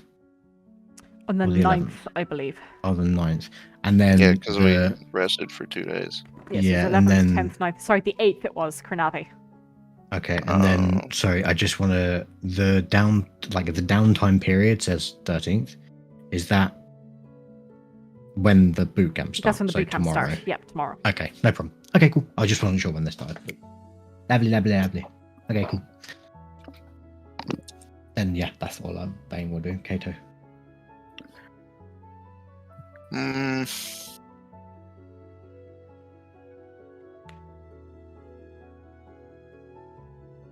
Nothing I can really think of. Well, you've got roughly 2 and a bit weeks, my dude. You've got plenty of time. If it's anything you want to do. Okay. To go to the library. Alrighty. So do some ready up times. Yeah. If you guys like, we can jump to tomorrow.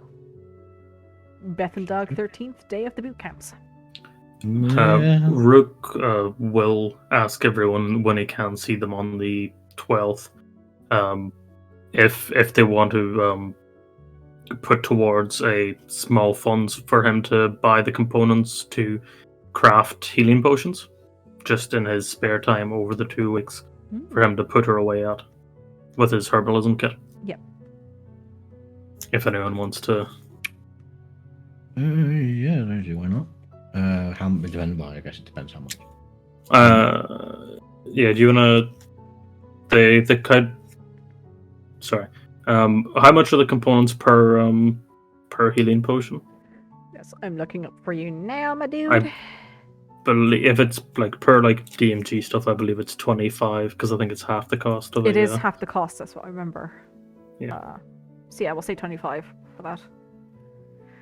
Okay, yeah, Just just keep it plus 4, yeah.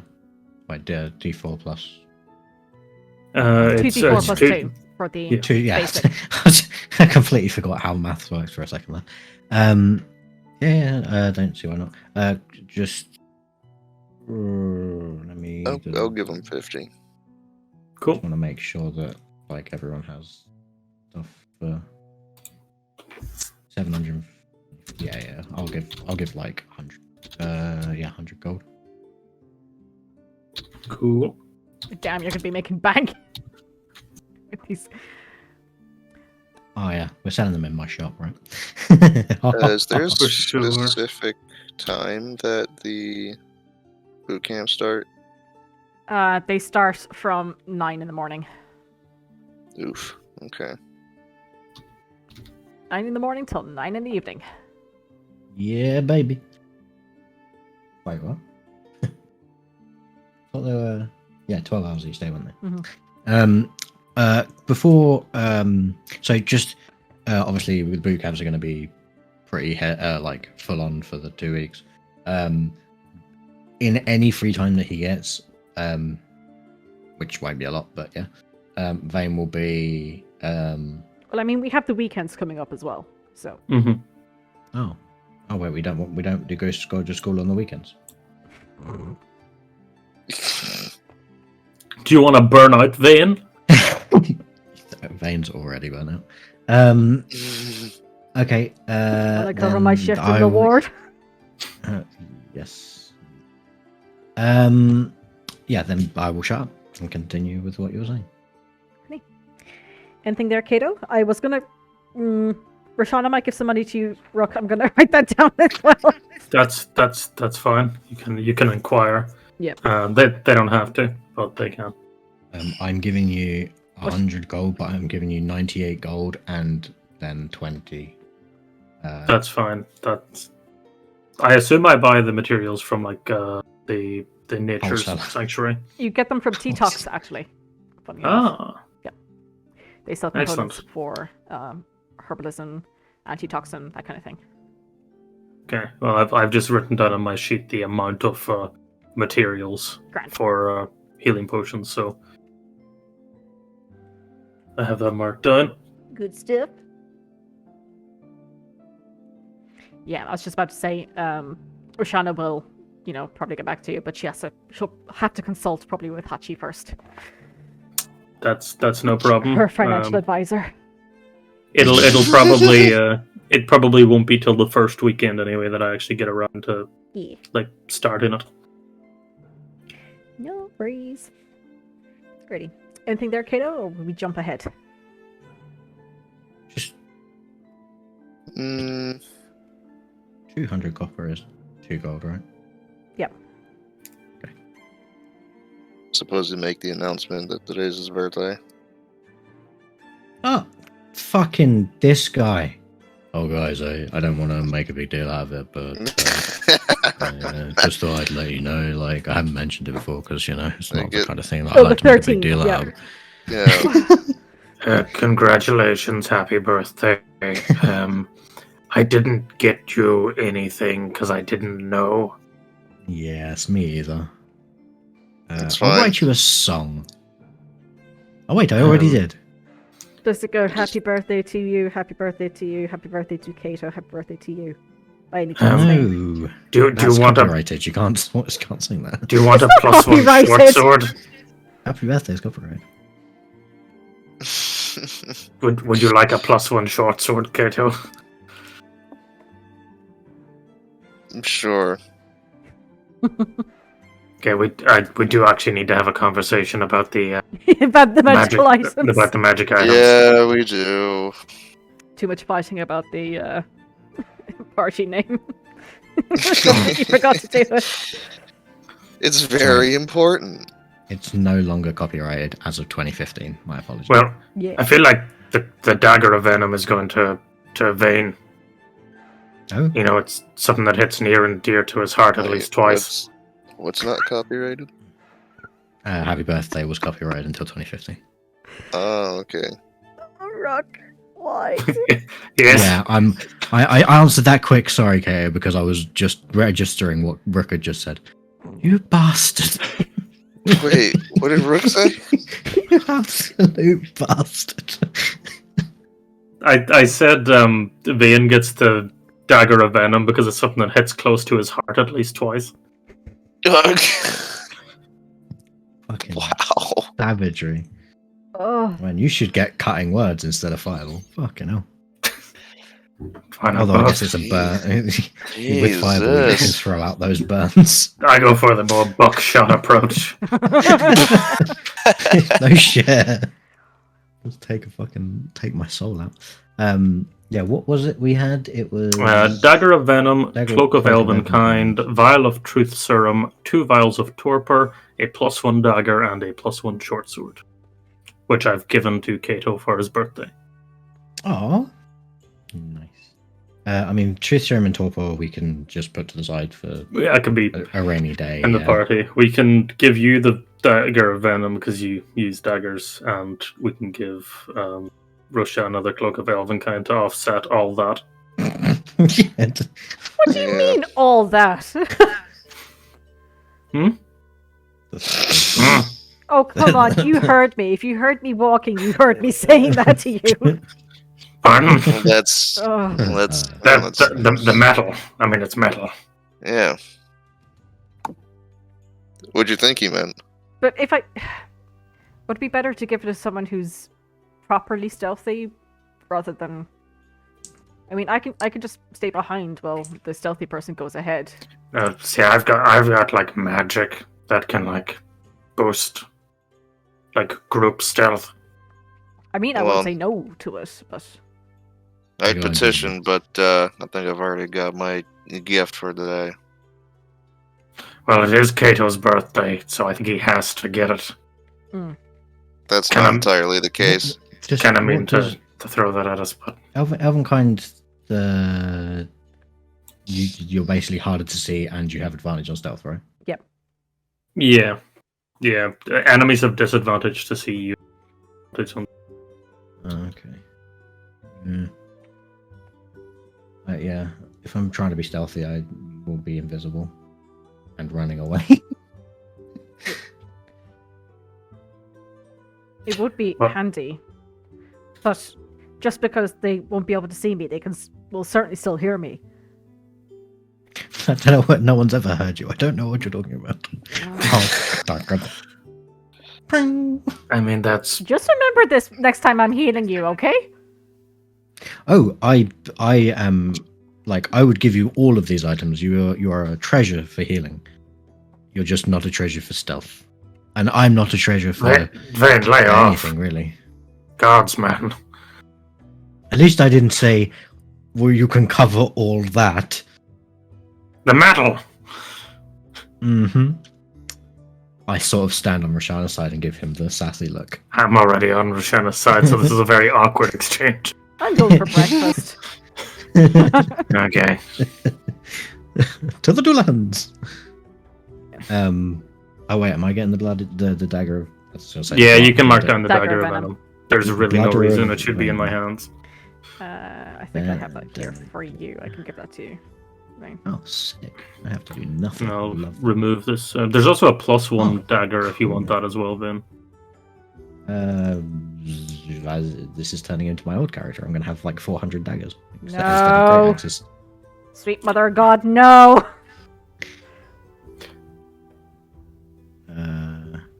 Did I get it?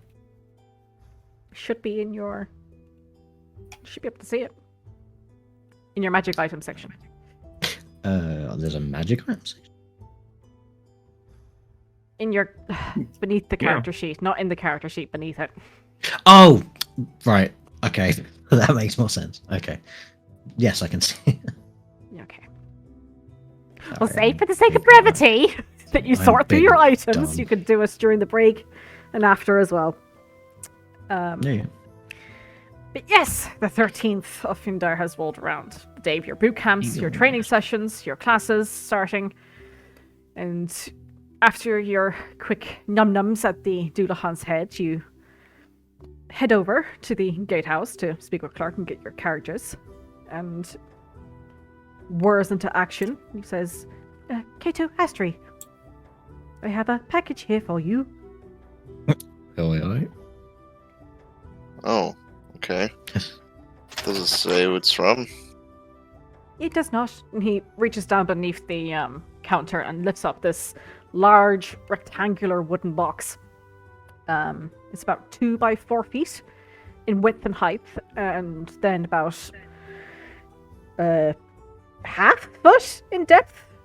And on top of it is a letter with your name, Kato Astri. I'll take the letter.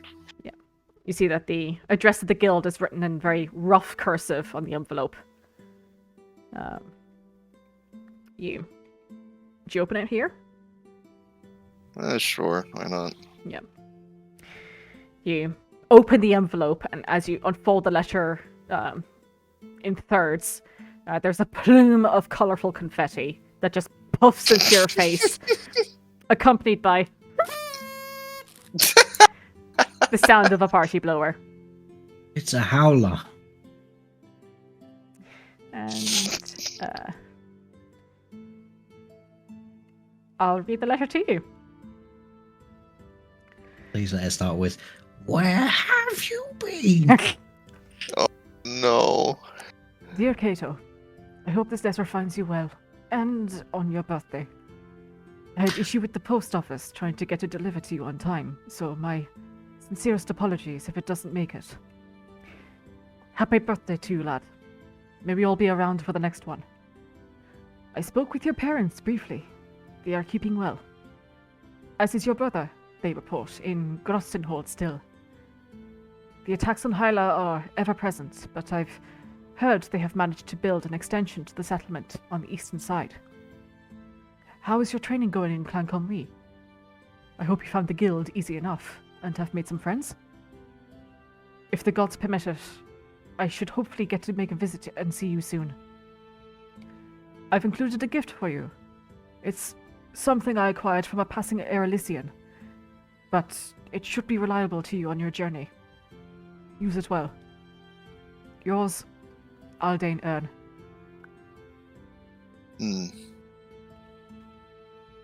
To fold Open it it, up. open it. Fold up the envelope. Mm-hmm. Put it back in the envelope, I mean.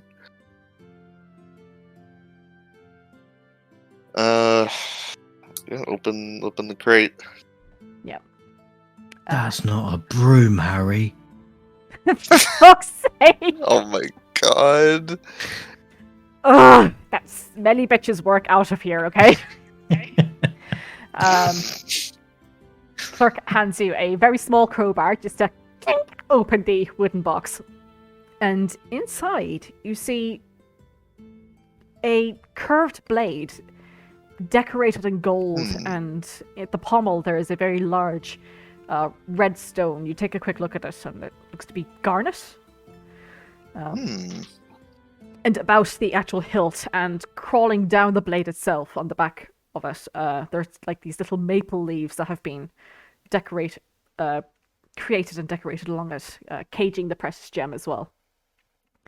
I'm going to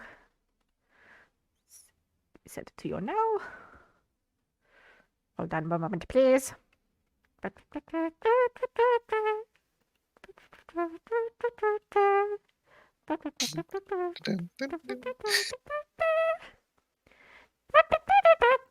There you go.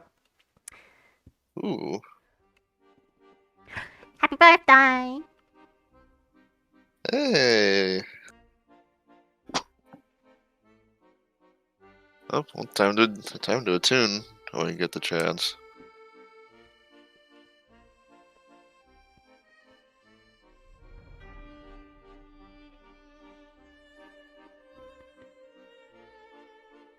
It looks pretty.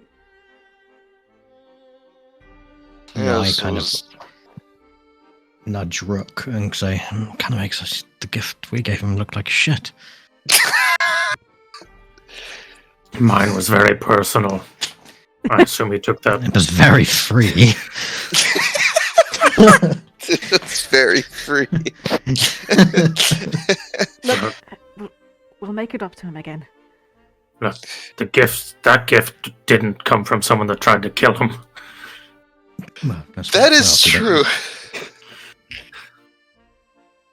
Yeah. It's Well, from, we don't know that. That's true. Might be from his parents. Oh no, wait, they're dead. Oh, Vayne. It's from my trainer, actually. Oh, back home? Yes. Your just gestures like swinging his club, like fighting trainer. Yes. Be a very beautiful piece of equipment. What does it Indeed. do? I'm not sure yet. Maybe it's just fancy. Will you need to But, acquire another scabbard for your new sword? Possibly, Zzz. yes. Unless... Did it come with one? Or no? Not in there, no. Okay. So you need another 2 scabbards. We're all I guess turning it'd into be my a- old character.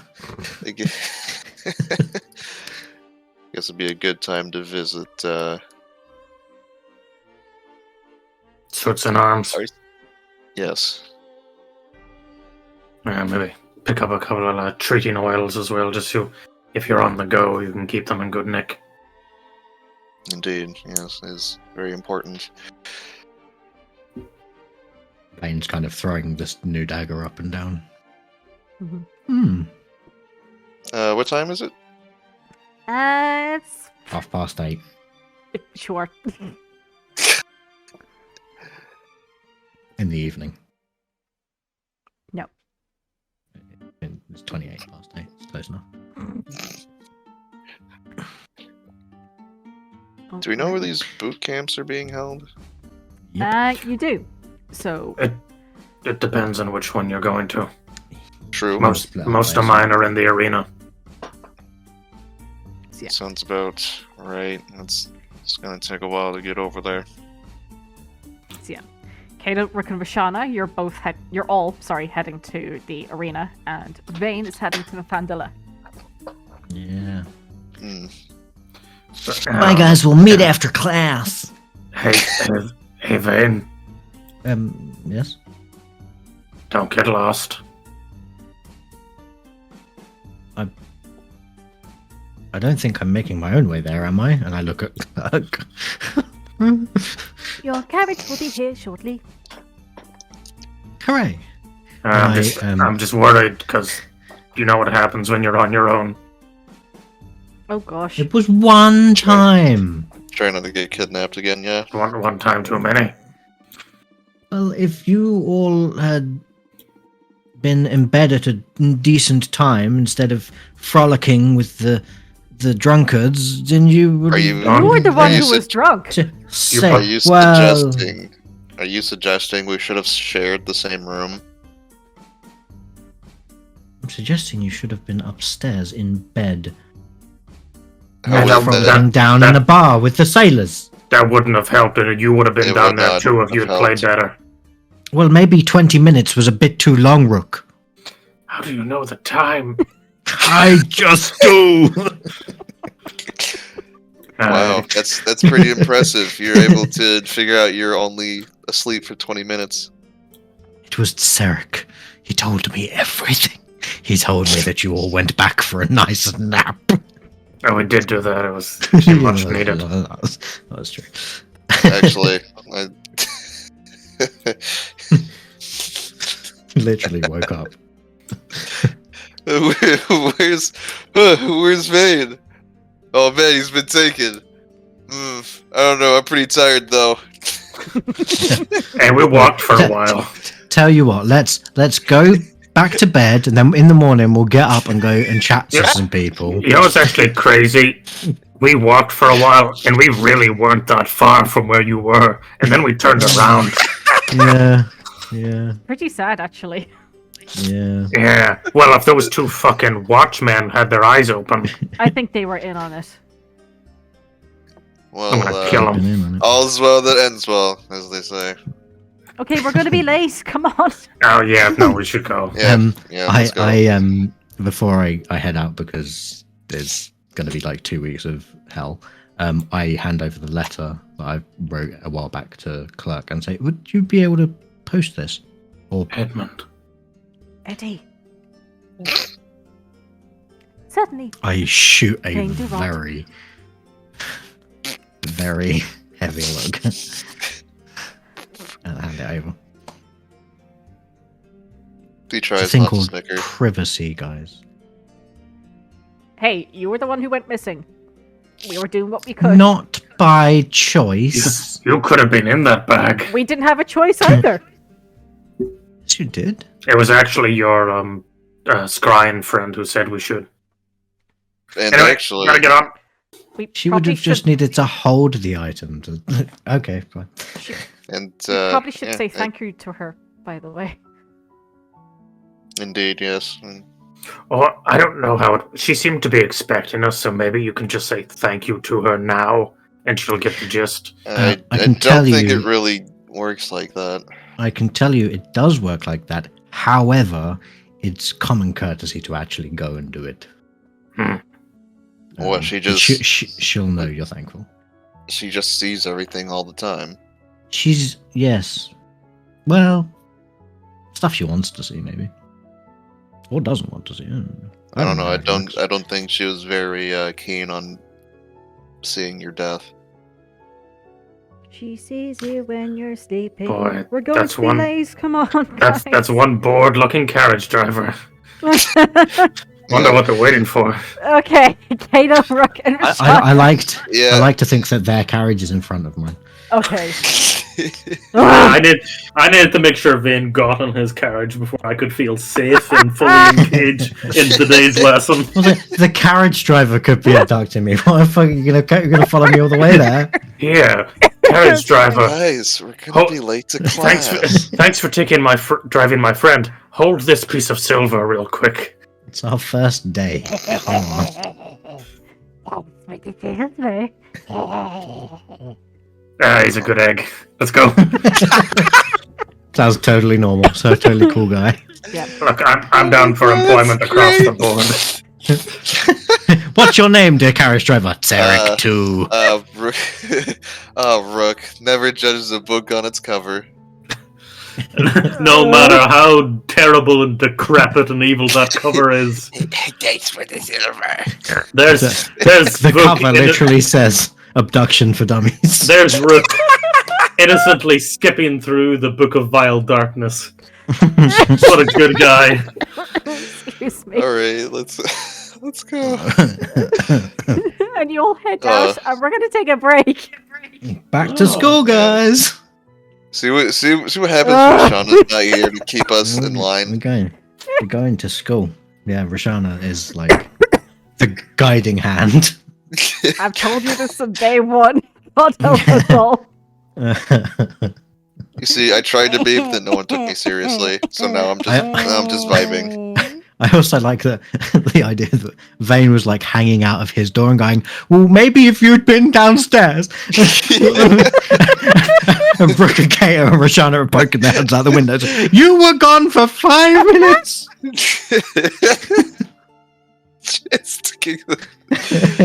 Oh, crikey.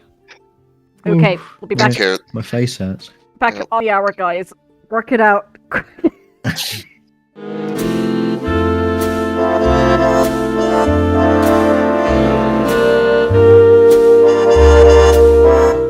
Okay.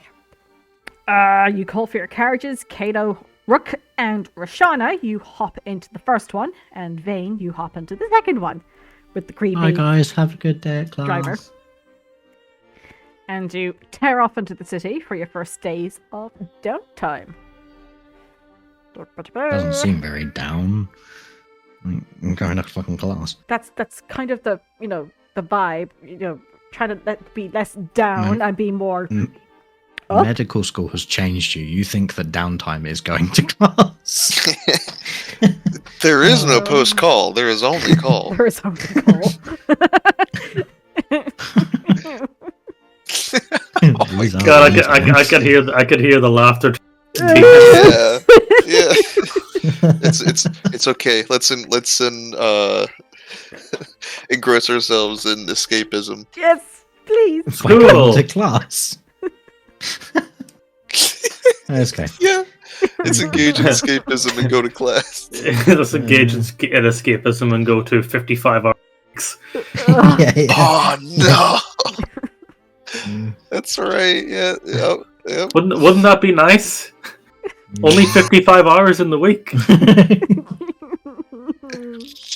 And a weekend, like a whole weekend that you can just do whatever you want. And we get a golden weekend. Okay, Vayne. Upon arriving at the Pandora, Fucking meteor hits me on the fucking brain. you quickly flag down a coordinator for the classes being held by the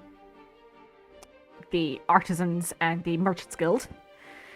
They're holding a clipboard and being hounded by adventurers and customers alike.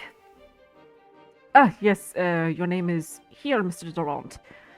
You are to meet with Madame Eunice. Head up to the 4th floor and take a second right, and you should find her in a large woodwork room there. Lovely, thank you very much. Madam Eunice.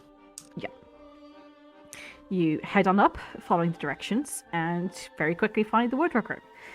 A large, airy space, numerous workbenches with about half a dozen folks in all behind each of the benches sat there settling nervously on their stools.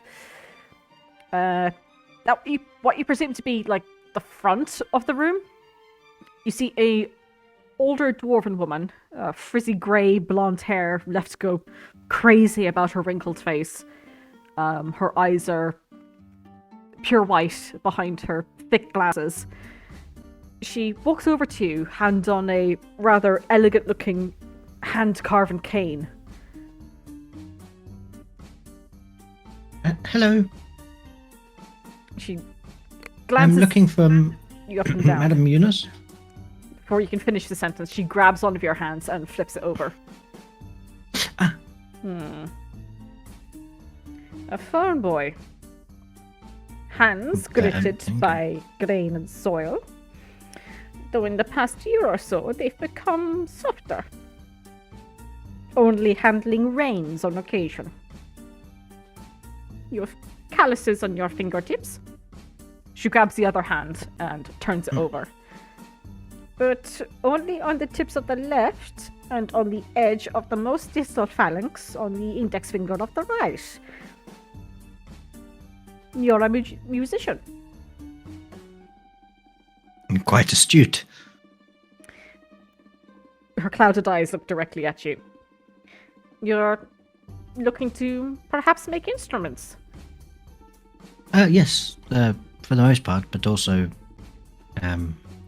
maybe some general carpentry for furniture and stuff. A breath of fresh air, much needed. Go take your seat. Thank you. She taps you with the end of her cane towards in the direction of one of the stools. Okay, I go and sit down. Over the arena, Rook, Kato, and Roshana, you walk into what looks to be like a large, ovoid coliseum. Banners and flags of different nations and some warriors that you know are dressing the outside. One in particular stands out to you as the profile of Raknir Vigilhorn, the Minotaur warrior that Kato managed to beat in an arm wrestle all the way back on Public's Day. In the entryway, you see kiosks where you would expect people would purchase tickets. And to either side of them, there are these long, curving corridors that you presume go all the way around the perimeter of the building. Arches letting in air and light into the area. You walk up to the kiosk and you see someone is sat there with reading what looks to be your newspaper. What would you like to do? I'll approach. Following behind. Hello, we're here for some boot camps. Looks up from the newspaper. Yeah, what are your names? Kato Astray. Rook. Roshana Shabafay.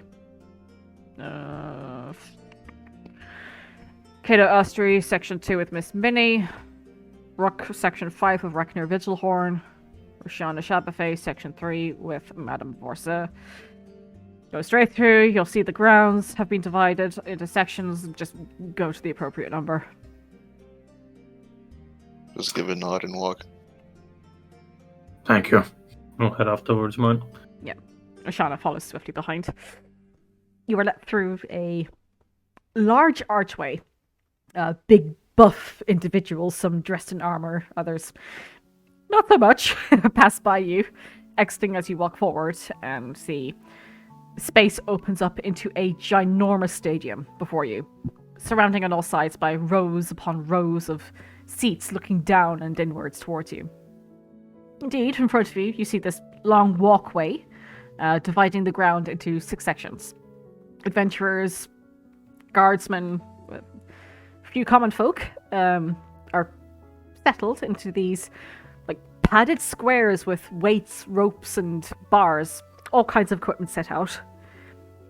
White banners set from these long poles mark each section along the walkway space for you to walk down. You each go to your sections unless there's something else you'd like to do. No, I think it's pretty clear where my section is.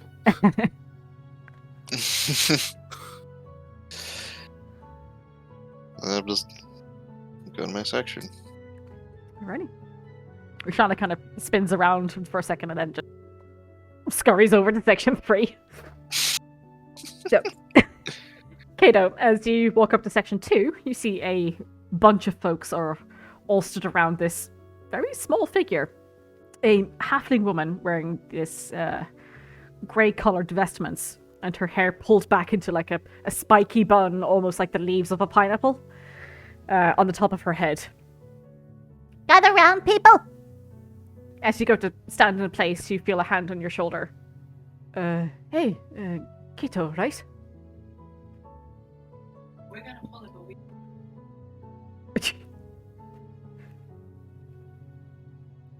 I think he's gone. The fridge thing. I think the fridge thing's happening. Yeah, you're gonna need to just come back to me. No worries, okay. Is that over at section 5, Rook? Mm-hmm. You see the huge figure of Ragnar Vigilhorn is towering over a group of very petrified individuals who turn to look at you as you approach. You see that there are these comically small shields and clubs in their hands as you walk past. Hi, Mr. Vigilhorn. Yes. Yes, your name? Rook. Rook, was it? Yeah. Take a club and a shield? I have one. I'll use those ones. Yep, we provided them specially for you. Okay. Can I put my stuff over here? Yep, certainly do that. I'll pick up a shielding club. Yep, and you scurry over to the rest of the people. Okay, bunch up now. Everyone on my mark. You're all going to rush me. The aim is not to protect yourselves. This is an all-out offensive. Tap me with the club and then push me towards the other end of the square. Any questions?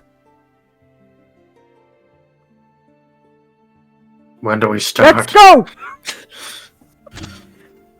So, I charge! you charge towards Ragnar Vigilhorn. As for Roshana, she heads over to section 3, diagonally across from the way of Kato's group. She walks towards the back of the section, amidst all the people lifting weights and whatnot, and she finds the guild head, Madame Vorsa, who stood there in her vestments with her great axe up to the side. And we'll come back to that again. Yeah, we'll explain to Kato what happens later, but over the next 3 days, you guys are put through your paces.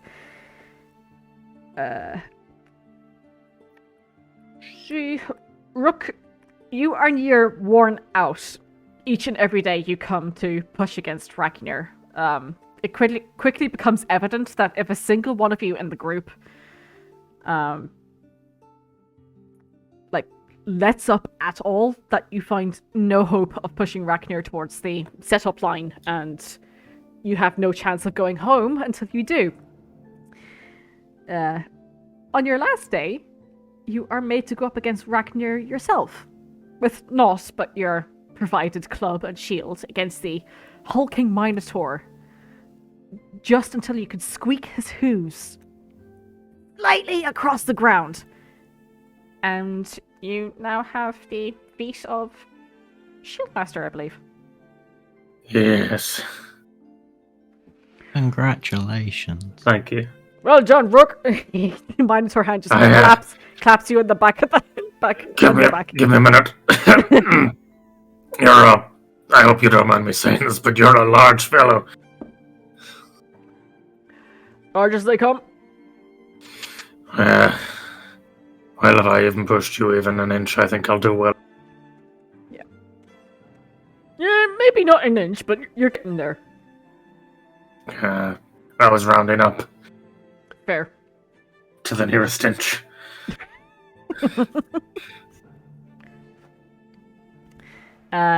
Kato is was doing these stretches alongside the elven gentleman Sully, who you guys have met a couple of times now at the guild. I thought you were moving a fridge.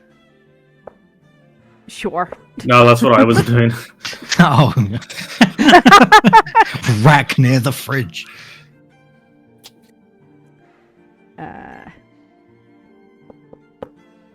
See. So yeah, just to tell you what Roshana's doing, she is pitched up against Madame Vorsa, the warrior basically of the Adventurers Guild. Guild heads, I should say. She is made to crash into her again and again and again, each time she is twisted around by Vorsa and sending her flat onto her back. The next day, Roshana is pitted up against a bunch of Madame Vorsa's helpful admirers, who are instructed to run into her and block her path as she weaves past them and tunnels towards a practice tackle bag at the far side, with the aim of barreling into it.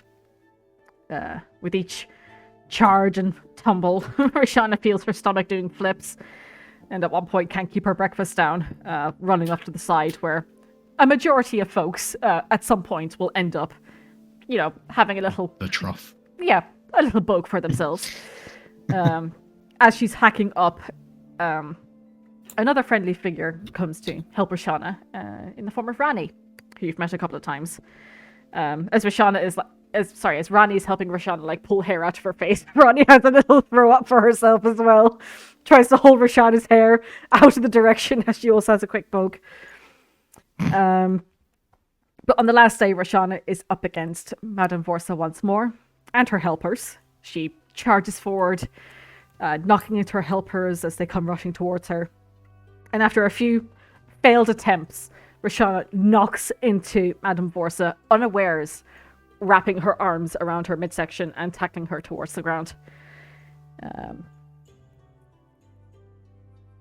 You hear off in the distance Madame Vorsa laughing. She says something to Roshana before handing her her shield and her warhammer to really let loose this time. But yeah, Roshana also has the charger feat now. Ooh. Which is something that you don't see every day, and I'm very glad someone took it. I love the charger feat. Yeah. I was totally going to take it as well.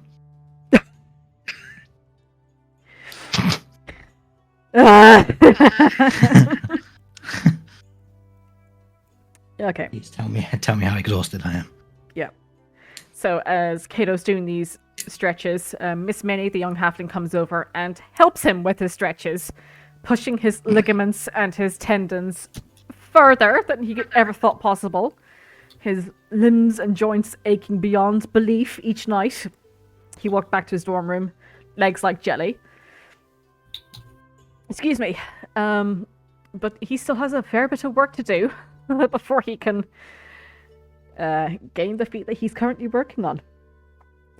But after 3 days, the weekend soon arrives, and you find that it is much needed, as you are all haggard, jelly-legged, and bruised as you go for breakfast in the Dullahan's Head.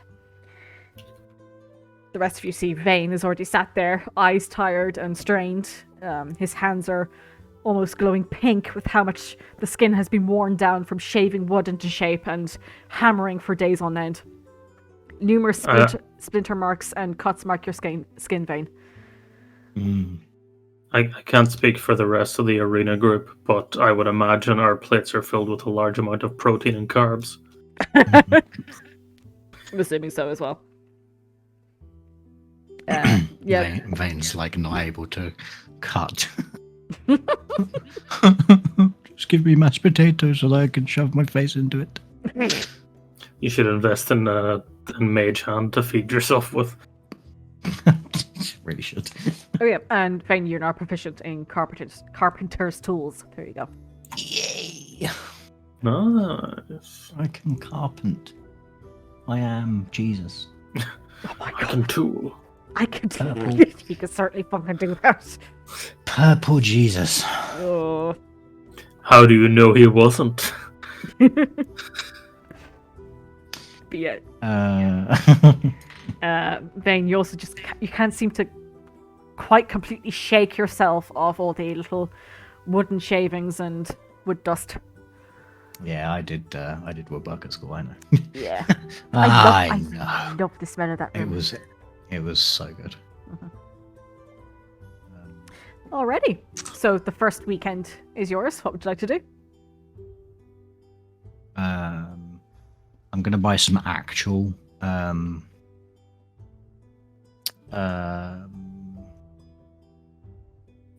like lotion that doesn't turn me yellow.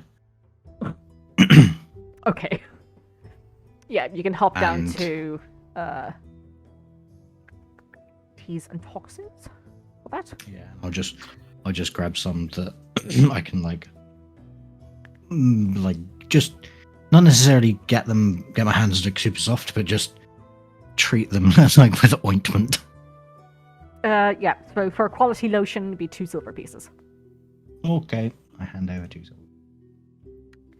Rook is going to unapologetically utilize the observatory space a lot in his downtime, and over this particular weekend, he's going to set up a little spot where he can start using his herbalism kit to start producing the potions. Sounds good, yeah.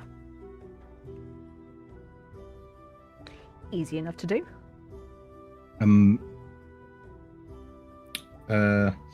If I have any free downtime, like I know obviously I've got the weekend, but I might give Rook a hand. Just maybe get some out done quicker. Yeah. As she caught up with her at the arena, Roshana would have spoken to Rani for a bit, and she would have come back up to you, Vayne, on Kilar'une the last day, just as you arrive. Rani or Roshana? Roshana. Okay. I met up with Rani at the arena. She was Yes, the buns lady. She was Those buns. saying that Imam Defon was looking for you. The caravan. Oh, how? I'll see if Clark can send a message. Okay. Thank you. No problem. And then yeah, I'll go and see if Clark can send a message. Hello, Vayne. Hello, Clark. Yeah, are you able to send a message to Imam Defon for me? I believe he was looking for me. Certainly. Is there anything in particular you would like to convey? Just that I'm available this weekend, but I'm doing the classes over the next week. So if he needs to speak to me, I can make myself available over the next day and a bit. Very well. One moment, please. Thank you.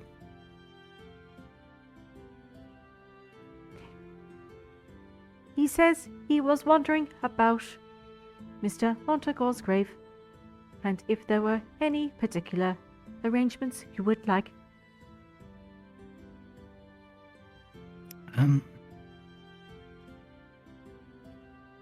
I will. Would it be okay if I draw something up? Was it a tombstone? Is it? I don't. I'll pop over and see Imam if possible. Very well. One moment, please.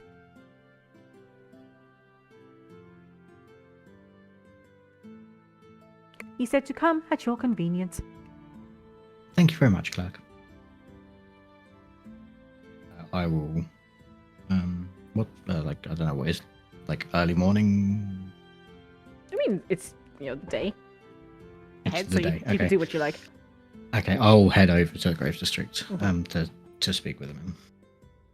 Unless he is not at the Grave District, in which case I won't do that. No, he's most certainly the Grave District, and Yeah, I after showing your signet and telling them who you are and why you're there, you're swiftly let in. Yeah, cool. I will. I assume they take me to Imam and they don't just let me wander around. Yeah, no, they do take you to him, and he is within the Raven's Temple there. Okay. I will. So yeah, I'll just. Hello, Imam. Oh, yes, hello, Mr. Durand. Hello. So I was just wanted to get an idea. Is it how will he be? Will it be like a mausoleum, a tomb? I don't know how it works here. Well, I'm afraid it's entirely up to you. Oh, how much would a mausoleum type thing be? Depends. But we have a sum of 500 gold pieces to work with. So I imagine most burials should be made available. There are other options as well, such as cremation, if you wish.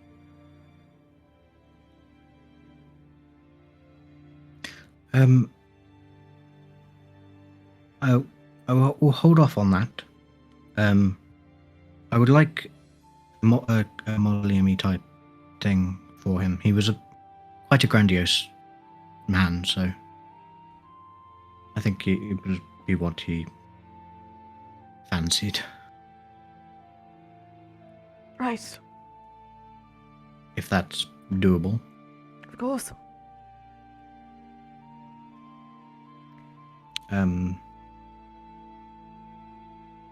Yes, and if there's like some decoration, it would be like kind of gaudy rings type of thing for him. And I'll endeavour to speak with his brother at some point, and we'll see what he says about what Monty might want. Well, But I think that will do for now. I think we could start with quite a simple mausoleum. Yes. Now, by simple I mean there'll be little decoration, but we can add it later. Yes, that's. I I mean, as think long as he's. It would be best to have him laid to rest first, and, like you said, speak to his brother if he is so inclined. Yes, of course. Yes, a simple one would do fine for the time being, and we can. Yes, decorate later. Thank you very much, Imam. And thank you for what you do, generally. You travelled in the carriage, did he not? From what I heard. Yes. We could incorporate that.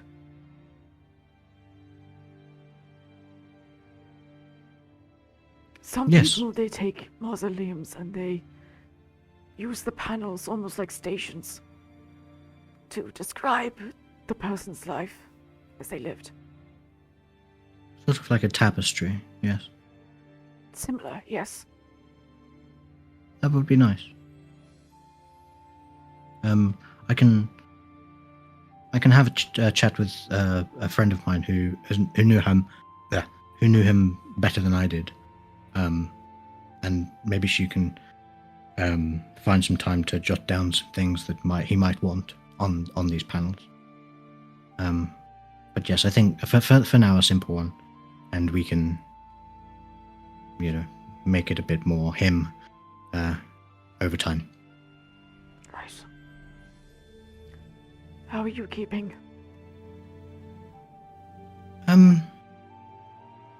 Keeping busy.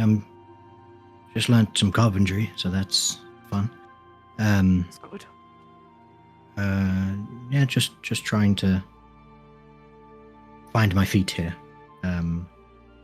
It's been a big change over the past couple of weeks, and not one I expected. So, just kind of, yes, trying to find my feet and help out the people that are here for me now. He gives you a nod. And then despite the fogginess across his eyes, he gives you a point blank stare. You must also find time to rest and grieve.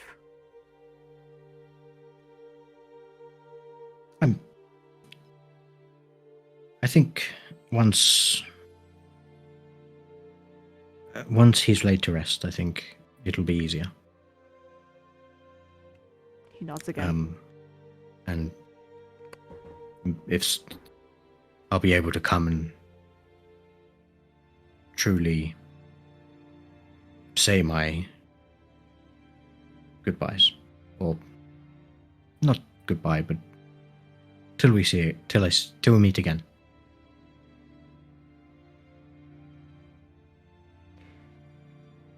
He doesn't say anything to that.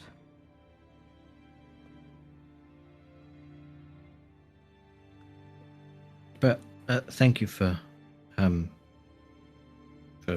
contacting me. I do appreciate it, and I appreciate I appreciate the work that you do. It's important that even though our dead may not be among us physically, we can still give them the respect and... Mr. Durand. Yes? I dare say you are rambling. Yes. Go. Thank you.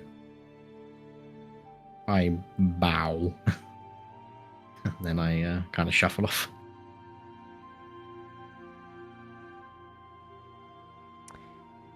You reach the gates, and the bridge is drawn up behind you. I swear to God, if I get abducted again. The carriage is still waiting there for you. Calm down. Okay. I'll hop back in the carriage, I guess, and head back to the guild. I'll stop by the shop first, like on my way. And just kind of take a few minutes to not like do anything, just kind of breathe it in. Alrighty. Rook, is there anything else you'd like to do? Aside from herbalisming.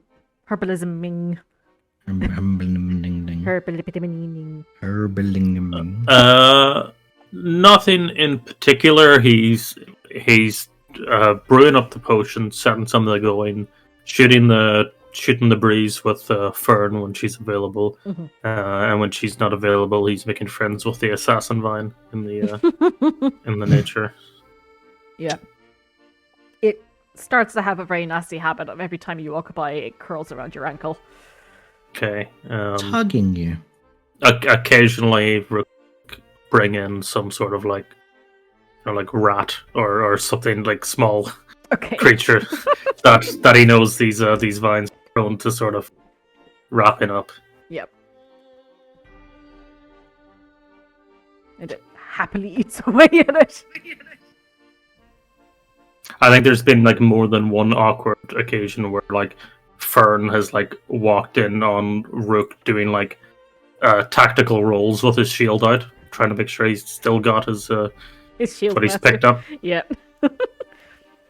Oh, that's new. Yeah. As you roll by. I think it could be useful. Yeah. Yeah. Mm-hmm. I'm making potions. Oh, that's good. Yeah. A weird way of just shaking. waiting on some of the components to brew. Oh, yeah. Oil extraction and the like. Yeah. Yeah. Oh, I have to get ready for some of the classes myself. Oh yeah, you're teaching some. Mm-hmm. What do you got today? Or Monday, I guess. Whatever Monday is. What do you got, Kilar'une? God, I hate Kilar'unes. Oh, I need a fucking shirt with that. God, I hate curlies. I'm doing an observation class. I'm right. helping out Lythandrios. Doing some potions myself. Just trying to keep this place going, to be honest. Yeah, is it? I mean, I've whenever I have free time, I don't mind helping out. I mean, it's no problem. It's just Oh, really, this isn't supposed to be my job. They just get pushed to you last minute, or No, I mean, running the sanctuary is not supposed to be my job. whose job is it supposed to be? It's Taros's. Have I met Taros? Don't think so. No. Who's that, and why aren't they doing their job? He's a little preoccupied at the moment, and I'm more than happy to help. It's just... Alright, well, a he lot. better not be taking advantage of your kind nature, or he'll have words. That's very kind, Rook, but there's no need. What's keeping him so busy, then? Or am I not allowed to know? To be honest, I'm not sure. Oh, But he's been preoccupied as long as I've known him. how long have you known him? 20, 30 plus years now, I think. Oh, that poor guy. Hey! No, I meant to be preoccupied for that long. Oh, okay. No, of that other fact, I am truly envious. Wait, how old are you? And you see she goes bright red. Oh, Rook, social cues. I don't think that's what you're supposed to ask a lady.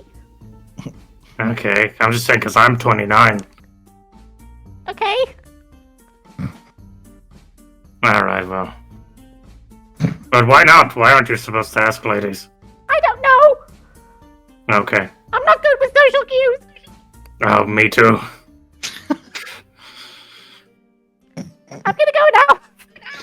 Alright, bye. Bye. It was nice to see you again. You too. I want that whole interaction animated. What a lovely girl.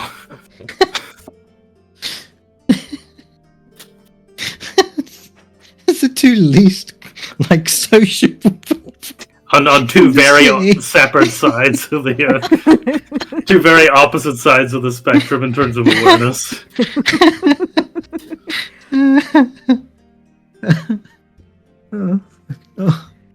Oh, crikey. Oh, sweet Jesus. I do another tactical roll. Tactical roll. Did you see what I posted in chat? I did, yes. Yeah, that's majestic. Oh, Roshana, no! Yeah. Okay. Do we want to wait for Kato for a minute? We'll give it 5 minutes, I think.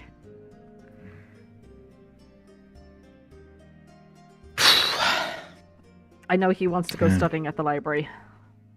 Yeah. I was just thinking, the carpentry tools Excuse me. proficiency I have Mhm. now.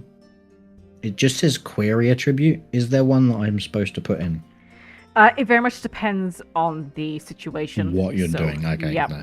So sometimes you No add in problem. wisdom, sometimes you add in dex, sometimes you add in int.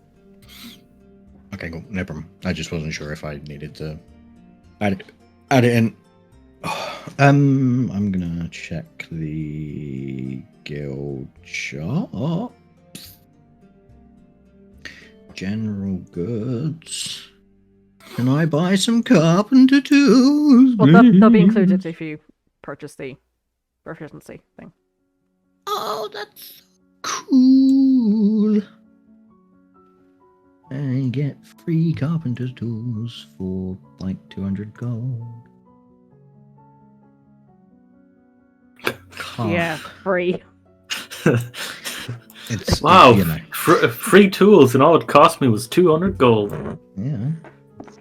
Bargain. Well, that's the good thing. Now I have a herbalism kit and a carpenter tools. I just need to buy some alchemy supplies, actually, thinking about it. Or an alchemy kit. Wait, is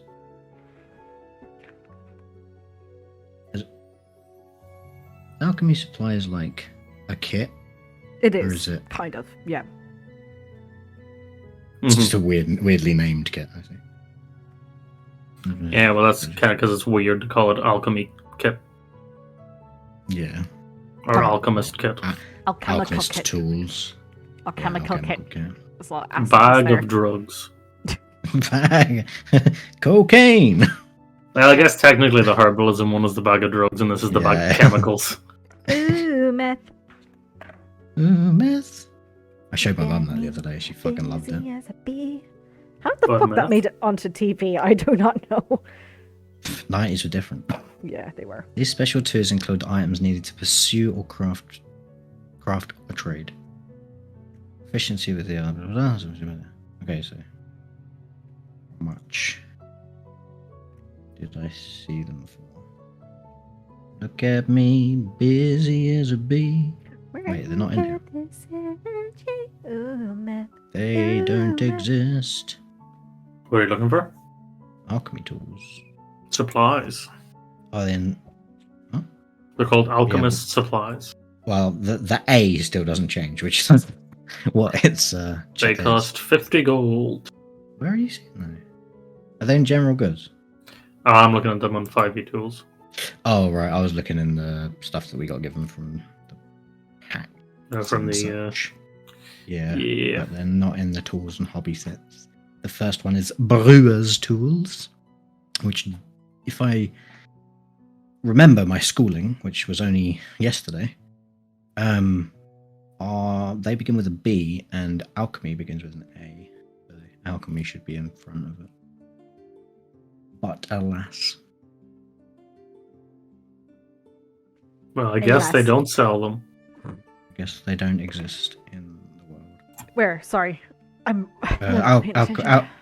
No, it's cool. I was looking in the under buildings, hobbies, gaming tool sets, blah blah blah.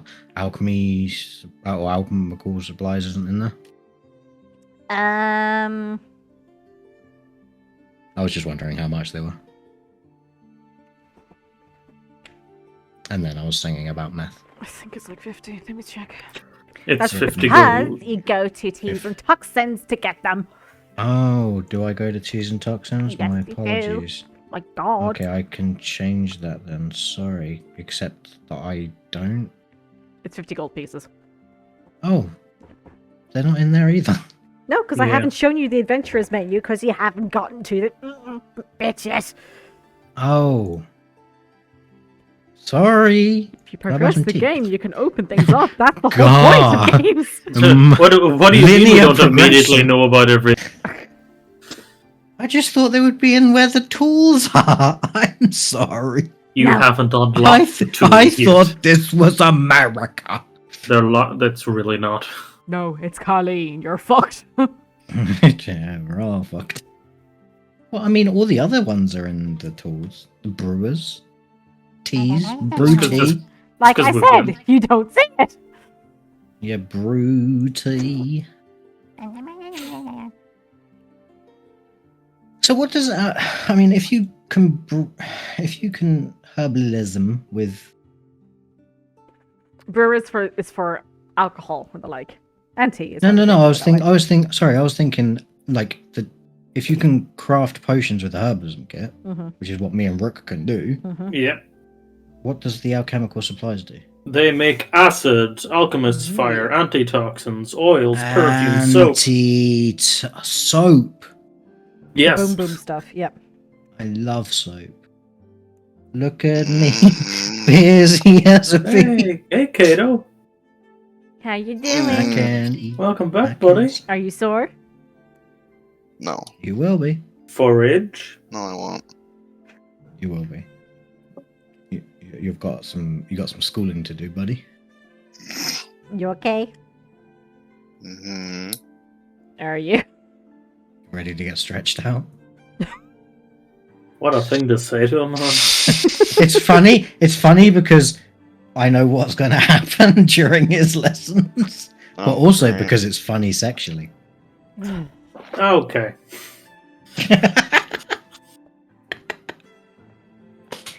Okay. Okay, Kato. Mhm. Uh-huh.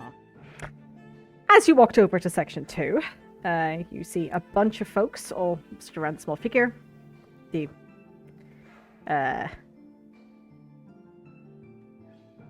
lady with the pineapple head, basically. Yeah. And as you were standing there, you felt a tap on your shoulder. Hey, Kato, right? Yeah.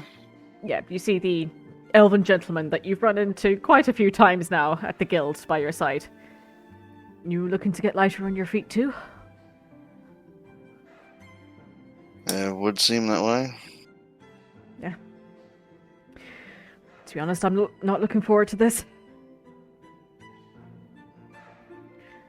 Okay, I'm just everyone. flashing. Go ahead. Sorry? I'm just flashing back to everything that's happened. Like, this is hardly something to be concerned about. Just Sorry. don't worry, You thought he'll be fine. Zarek was bad. Okay, everyone. First thing we're gonna do is some stretches. Start with the legs, and I'll come around to you. So, over the next 3 days, you're put through your paces, Kato, as you were doing your stretches alongside the elven gentleman Sully. Miss Minnie came over to you and helped you with your stretches, pushing your ligaments and tendons further than you ever thought possible. Your limbs and your joints aching beyond belief each night you went back home. The weekend arrived, and being much needed as you're all haggard and jelly-legged and bruised. You're currently working on achieving your feat. You're not quite there yet. You've got a bit to do next week, but you have a free weekend. What would you like to do? Do some studying. Studying. Also, is there anything in particular that you're looking to read up on? Slave guilds. And I guess, for lack of a better term, the history of slavery. Okay. Give me an investigation check. What would you like to read up on? Racism! Those are my notes. 25, very nice. Between yourself and a couple of the helpers there at the library, you learned that slavery was pretty much, I say pretty much, abolished in Kali after the fuck me, I can't think of the word. It was the Clean Council. Revolution. Sorry? Revolution? Just No! throwing words at you. It's the Clean Council founding nearly 700 years ago. However, unfortunately, slavery is still prevalent in some parts of the continent. There aren't guilds per se, given that it is pretty much banned. There are certain parts in Vindsvept and further south towards Sumar. So southern Cadmia and Sumar, where things are a little bit lax, just because of the landscape. It is much harder to crack down on illegal activity such as that. So it was Southern Cadmia and Southern what? Cadmia and Sumar, which are the two southernmost nations of Kali. Okay. But to be honest, you will find slavers pretty much anywhere throughout Kali. There isn't any specific ones that you can read up on.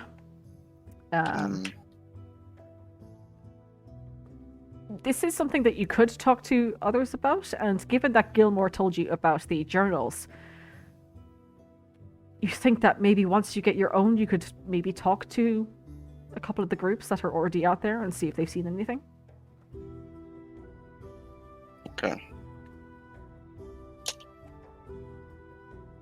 Is there anything else that you'd like to see?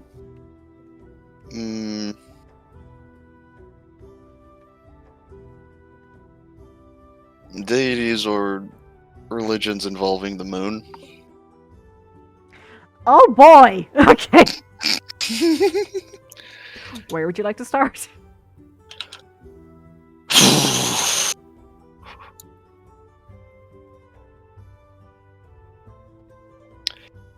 The source, I suppose. So I guess the Temple of Heavenly Bodies. Yeah. You can head on over during one of the days that you have off. You reach the Temple of Heavenly Bodies, and as you head towards the center shrine, as such, where the giant, currently it's the cherry blossom tree that is raining down petals from above, and the light from the glass ceiling filters down. You see Master Gry is sat there as always, cropped hair, older elven individual with tan skin.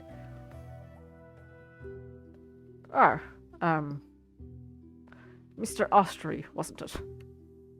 Yes. How do you do? I am alright. I've come seeking information on, I guess, lunar deities or religions dealing with the moon. Right. And pray tell, might I ask, what has brought on this sudden interest? It was the a last dream time- I had. Ah. With the eyeballs, yes. Yes. That turned into the moon. Certainly, we can bring you down one of the researchers here. Is there any one particular deity, or is it just the moon, let's say, as a domain where people might call upon their religiosity and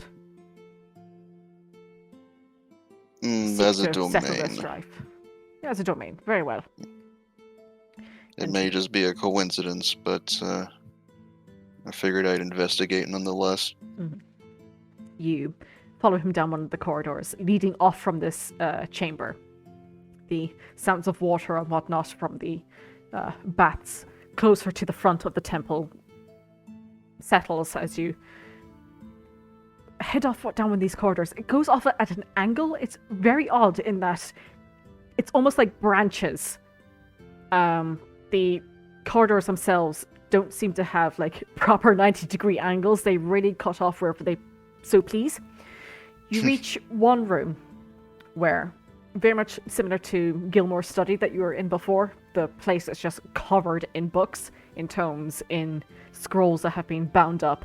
And you do see one archivist seems to be standing there in very almost silvery gossamer kind of vestments. Might I help you? Yes, I'm doing research on lunar deities or religious factions that have that sort of affinity. Well, you've come to the right place. Well, call me a bit biased, but we'll start with Miss Moonbow, if that's all right. Sure. So, she goes through the elven deities, the human deities, the dwarven deities, the gnomish deities. Pretty much any other deity that you can go through. There always seems to be some sort of affiliation with the moon. The moon often has to do with, as you'd imagine, light. It also can be associated with the domains of knowledge and death, transition.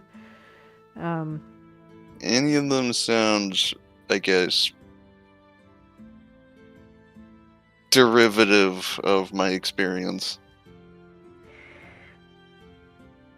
It's a very faint line that you read where they speak of eyes seen through the night, where the moon itself is almost like an eye. In which particular, I guess, sect would this be? Well, it was in Moonbow's book that you see it, and it's only when you come back to it later and you go, that might have something more to it. Okay. But it seems to refer to that, the eye of the moon belonging to them. It doesn't refer to who them is. That is a weird sentence to come out of my mouth, Yeah. sorry. Oh, Them is I've not got- mentioned. They is gone. Don't, don't worry, I have a story after obsession, but okay. This is the same moonbow, I guess. Zhelanov, elven deity of Yeah. death.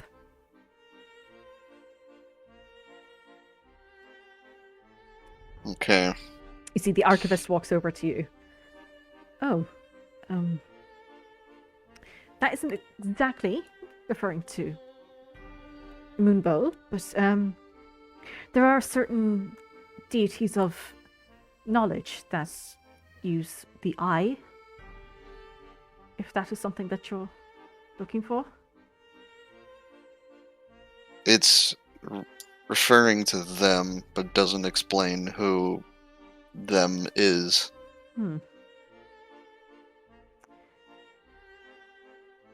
Well, I can't promise anything, but I can do some research while I have some free time if you'd like. That would be much appreciated. Very well.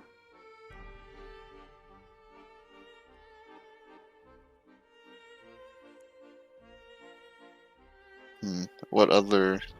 I think you mentioned that some other sect would use the eye as a, I guess, personification of the moon. Not that necessarily. I'm saying that there are some deities that use eye in their symbolism, but Right. not related to the moon. It just caught my attention there for some reason. I can't think why. Give me a history check, please, Kato. Okay.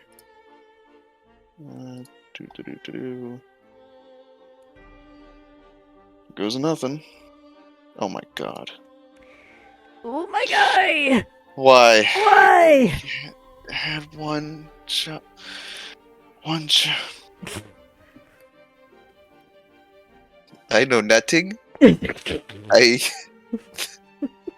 I have a brain aneurysm. Oh no!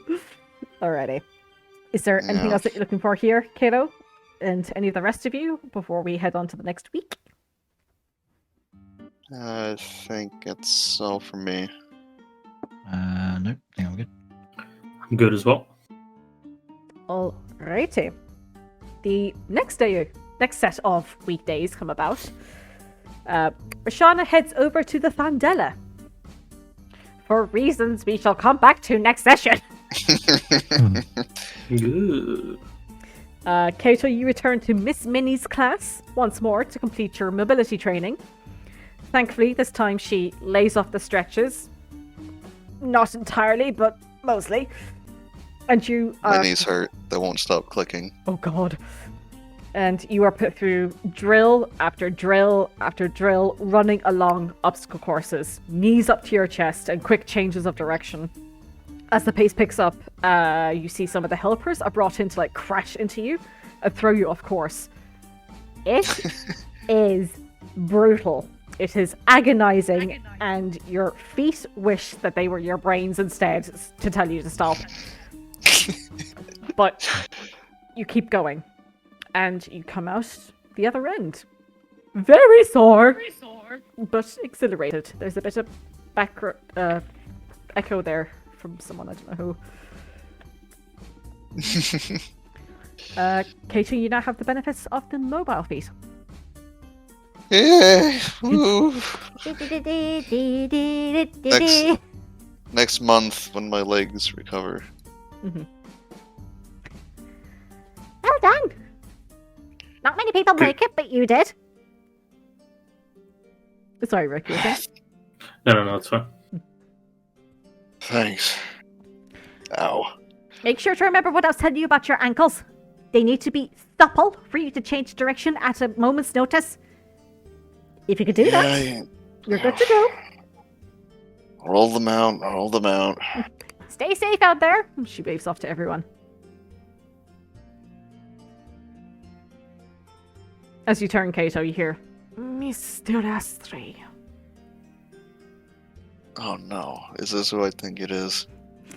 You turn and you see Lythandrios, the owner of T-Tox, back at the guild. standing behind you with her arms folded. You are looking to expand the capacity of your health, yes? Yes. Well, no time like the present. Follow me, please. You follow Lys towards the edge of the arena ground, and you see a set of stairs leading downwards into darkness. As you descend, the air gets colder until you reach the bottom, and lights from above seem to turn on, and you find yourself within the corridor. Protectively guarding my kidneys. The vibes are quite similar to that of the Grave District, you know, that kind of cold, clinical feel. Yeah. Yeah, fun times. Standing outside one of the doors, you see a large Goliath gentleman who turns towards you as you approach. Is this fella ours, is he? Yes, this is Kato. He will be looking to expand his reserves. Very well. Nice to meet you. My name is Mincemeat. Mincemeat. As it so happens, Mr. Astray, we do this sort of training for people looking to improve their constitution by putting them in a freezing room and making them train for hours on end. But lucky you! You get to go into the cold room, meditate, and eat soup. That's better than I was expecting. So, he moves to the side, and you see the door has like one of those cranking wheels to open it, kind of, you know, submarine door style. Yeah, you walk inside, Kato, and you see a few people are sat all facing towards you on cushions. The walls are painted like this almost light blue, and it definitely gives like the impression that you are in a freezer box. Not entirely certain what's going on. You managed to find a spot amongst the mats and pillows that are laid out before the Goliath gentleman, Mincemeat, follows you in and kneels on a mat at the very front of this class, facing you. Hope you're all ready and excited for mind-numbing hours of meditation. He claps his hands together and everyone takes their points. The door creaks shut in front of you, and you see the wheel spin once more. And indeed, you spend... It's a good thing I already have practice. You spent hours upon hours upon hours of very gentle breathing exercises, centering yourself. It gets to a point where you're not sure how long you've been there, but the slight chill in the room begins to crawl across your skin, and your muscles involuntarily just begin to jitter and shiver from spending so long of not moving. And coincidentally also stops you from nodding off. I wouldn't know from experience. Some people startle awake. I'm not bitter. Some people startle awake as the door beyond Mr. Mincemeat opens, and you see numerous people begin to walk in, led by Lys, and they're all carrying these trays of bowls filled with something piping hot. You can see the steam rising up. As they approach, the weirdest smell hits your nose, stinging the lining of your nostrils. A bowl of what looks to be like a reddish soup is placed before you. You see some root vegetables, you assume, floating in the soup, and what looks to be chunks of meat and strings of sinew that twitch as you look at them.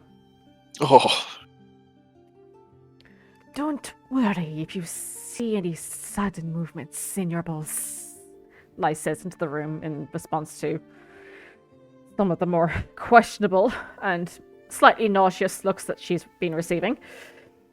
The meat has been cooked, though fixed. The muscle, however, still reacts to the ingredients in the soup. Much is what will happen to you when you drink it. I focus on the time. that I had to dive into the sewers, and suddenly the soup doesn't seem nearly as bad as it drinks it. Well, dig in, everyone. Yeah, You know, I'm gonna go above and beyond. I'm gonna chug it. Okay. You chug it back and hand the bowl back to the attendee. At first, it's quite mild and sweet, maybe like a tomato-based soup. It's certainly not as as robust as a tomato-based soup, but it's a little bit lighter. And then the spices hit, and there's a tingle across your tongue, and a pungent, like sour, acrid smell like crawls up the back of your throat into your nose, filling your sinuses. You feel the back of your mouth begins to fill with saliva. Your mouth waters as a terribly salty and bitter taste washes through your mouth, and you have to, as you're chugging it, really force yourself to push it down. The vegetables are okay; they're a little underdone, but as the meat enters your mouth, it begins to wriggle, and you really have to chug it down as quick as you can to make sure it doesn't come crawling back up. The attendees, one by one, begin to depart once more, bowls in tow. You see the people around you are coughing and hacking up a bit before the noise dies down again, and excuse me, Mincemeat pipes up. Alrighty, and now the real show begins. Keep your wits about you, center yourself, and let the soup take its course. Wait, take its course? Yes. Kato, you find yourself a bit confused. And you sit for a hot minute, meditating again. But the noises from the people around you draw you away as they hack and cough and begin to groan slightly. Weak. You peek your eyes open and you just take a quick look down at your hands, and they are bright, bright red. Oh! As is the skin along your forearms. And you realize that your hair is stuck to your scalp and it's clinging to your face no matter how hard you try to smooth it back into place before, resting back again in position to meditate. And you realize that your clothes are drenched. Am I sweating profusely? Oh yeah! As a searing Oh heat my god! from the bottom of your soles creeps all the way up to the tippy top of your head. You are just sweating buckets, my dude. Oh my god! Funnily enough, your muscles are still shivering, despite this aching heat, and you realize that the room is cold, less to keep you from falling asleep, and more so that you don't burn up entirely. Yeah, I'm sporting 104 fever. Mm-hmm. Your skin feels like it's splitting from the cold and the heat meeting, and you can start to see a little bit of steam begin to rise off you from your hands. Just gonna stay focused. Now, let's go back to where we were before. Counting back from 92,746. Breathe in.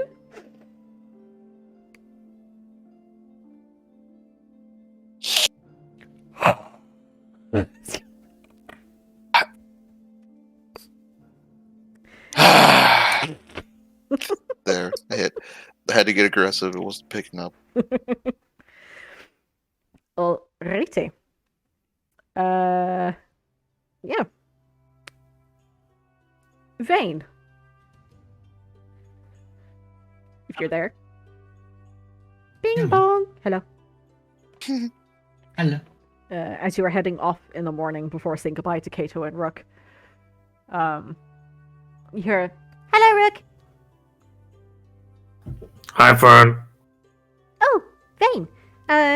You're scheduled for the observational class, yes? Yes, I am. I'll be taking you then over to the nature sanctuary if you're ready. Oh, lovely. Yes, cool.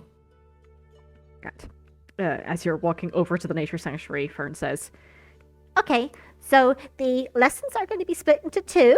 The first is with me, where we will try to expand your senses and make you more alert to what is happening around you. Okay.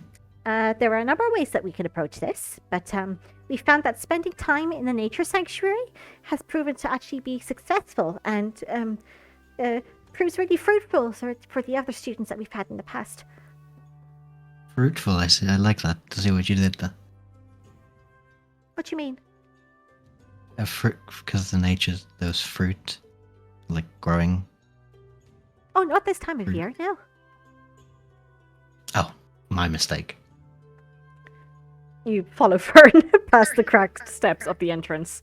God, Vayne, And- you've got no social awareness at all. Mm, And into the dimly fungus-lit foyer, for following her to the left and towards the greenhouse area. So, we'll try the garden room first, to start you off. Do some meditation. Your goal will be to sit there for as long as you can, focusing on what is happening around you with just your ears. You can close your eyes if you'd like, but it's preferable to try it with your eyes open. It's Okay. just in here. nope. I'll follow her in. You walk into a familiar-looking room with swaths of hanging vines and shrubbery lining the perimeter of the room. There's a blanket of wild grass and flowers coating the ground in the center. Sunlight it's definitely not coming from outside. It seems to be coming off the actual window panes themselves. It filters down from the through the branches and the leaves of the trees above, I should say. Fern directs you to the center of the room and pokes the ground with her staff.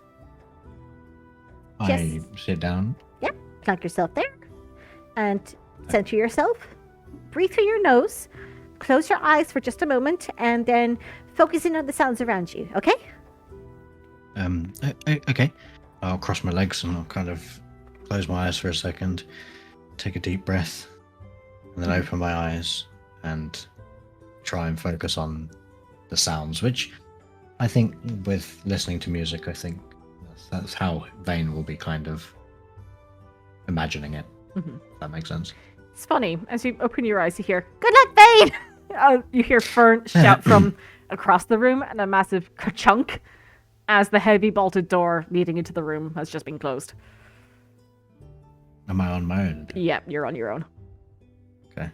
You realize that the grass that you've sat down onto is a little bit damp, but you've dealt with worse, sewage Yeah. and Sewer. the odd cow pat back in Cadmia. Yeah. You nestle yourself in. You sit for a moment and hear a rustling beside you. I listen with my ears. And it's gone. Like the fragrant scent of honeysuckle wafts past your nose, replaced by rose, peat moss, upturned earth.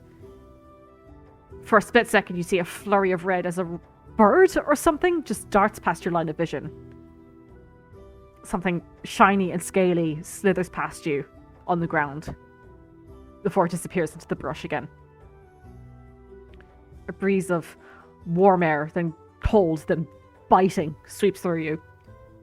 A sweet, then almost slightly bitter taste in the air. You feel your hackles raise as over and over and over again your attention is caught by something, another stimulus, more stimuli, and it is overwhelming and sometimes frightening, just how quickly they come and go. But you remember what Fern told you, to focus on your hearing.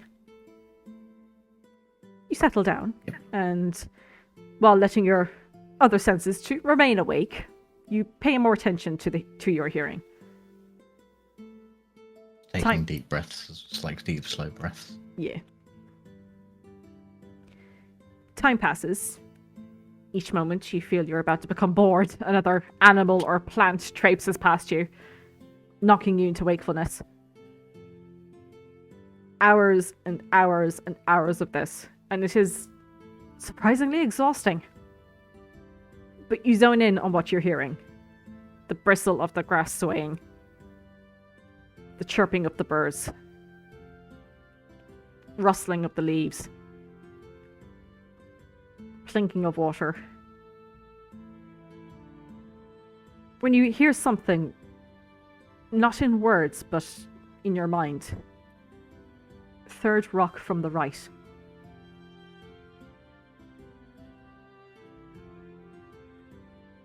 What would you like to do?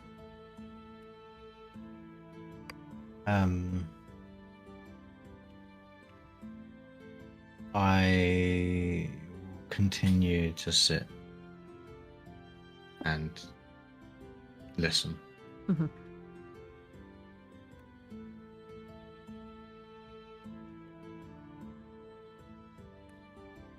I will make a mental note of third rock from the right. Mm-hmm.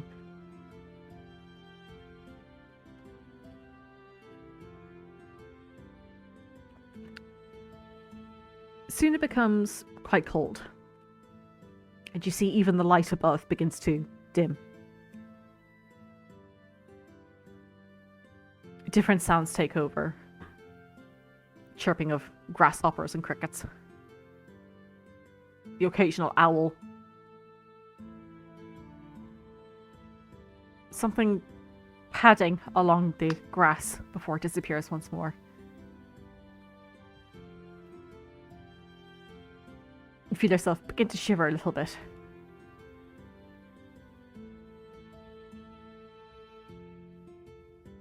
I allow the the sensations to just happen normally. Mm-hmm. and kind of go from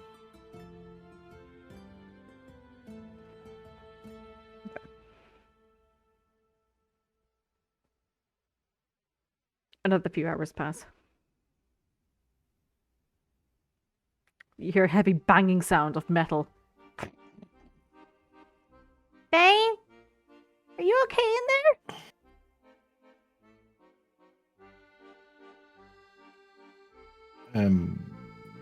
I just keep listening. Vayne? You didn't get eaten, did you? Oh no. You hear the as the wheel begins to turn once more, and the door opens and a bright stream of light comes pouring in. Vayne? I squint slightly. Vayne, it's almost midnight. You're supposed to come out hours ago.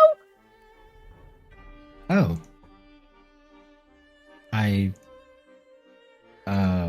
Sorry? Did you not hear the clue?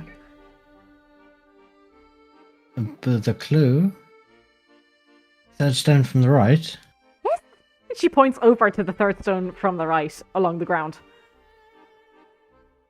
I look at it. Well, I just was listening. Oh. Is he? Fern puts a hand up to her forehead. Come on, just go to bed. Can I go and poke the third stone from the right? Yep. Is there anything? Is it like a button? And you hear, There. you literally just touch it and you hear as the door unlocks itself again. Huh. Oh. It was quite peaceful in here. Okay, glad you thought so. I'll follow. I feel like I'm coming out of. Have you ever seen someone come out of a sensory deprivation tank where they're just a bit wide-eyed and ooh? That's the Alrighty. kind of reaction Vayne's got. We'll work on your eyesight tomorrow, okay? Get some. Okay. Take a couple more hours sleep tonight, alright? No, it's fine. I thought I was. I mean, I heard it, but I thought it was. It was part of something, you know. Yes, it's part of the lesson. Just go, Vayne. Go. Okay. See you tomorrow. Yes. And he skips off to his bedroom. Over to Rook.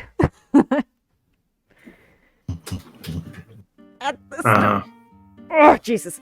At the start of the week, you take a different route to everyone else. You head over to the Arcane Academy. Having only seen it, like, many pointing towers from afar, as you've driven through the Arcane District before on, different journeys through your adventuring.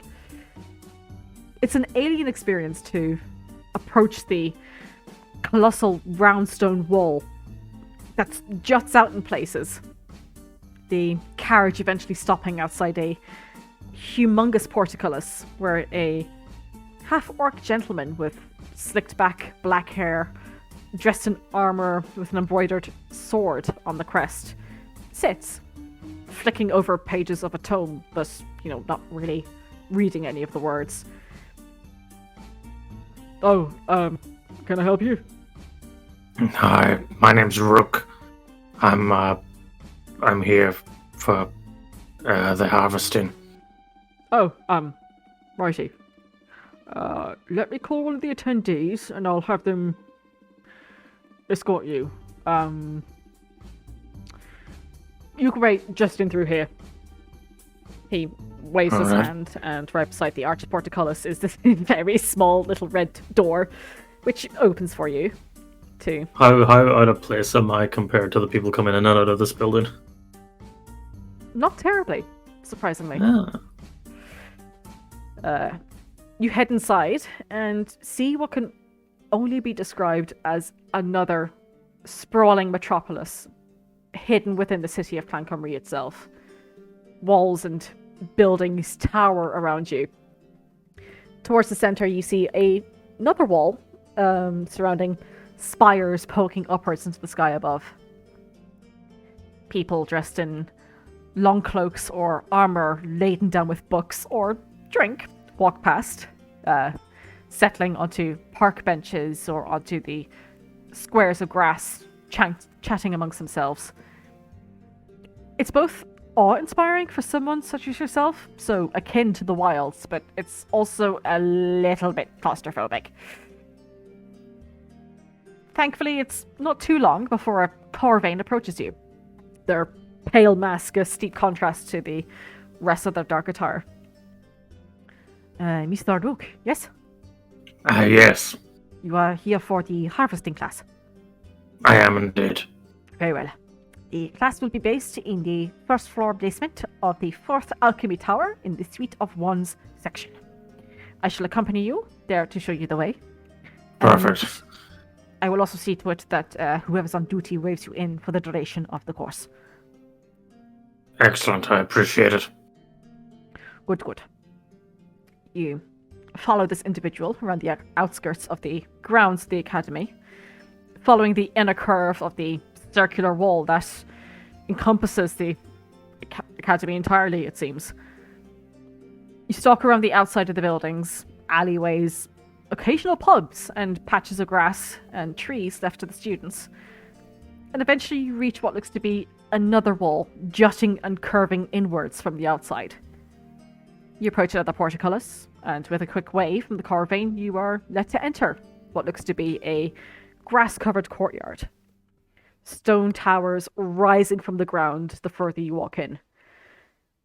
You are directed to one tower in particular, walking in through the main entrance and turning immediately to the right down a narrow set of stairs, before reaching a platform with an open door, letting warm light into the narrow passageway. Didn't have the music there. That's weird. Come on, Roll20. God's sake.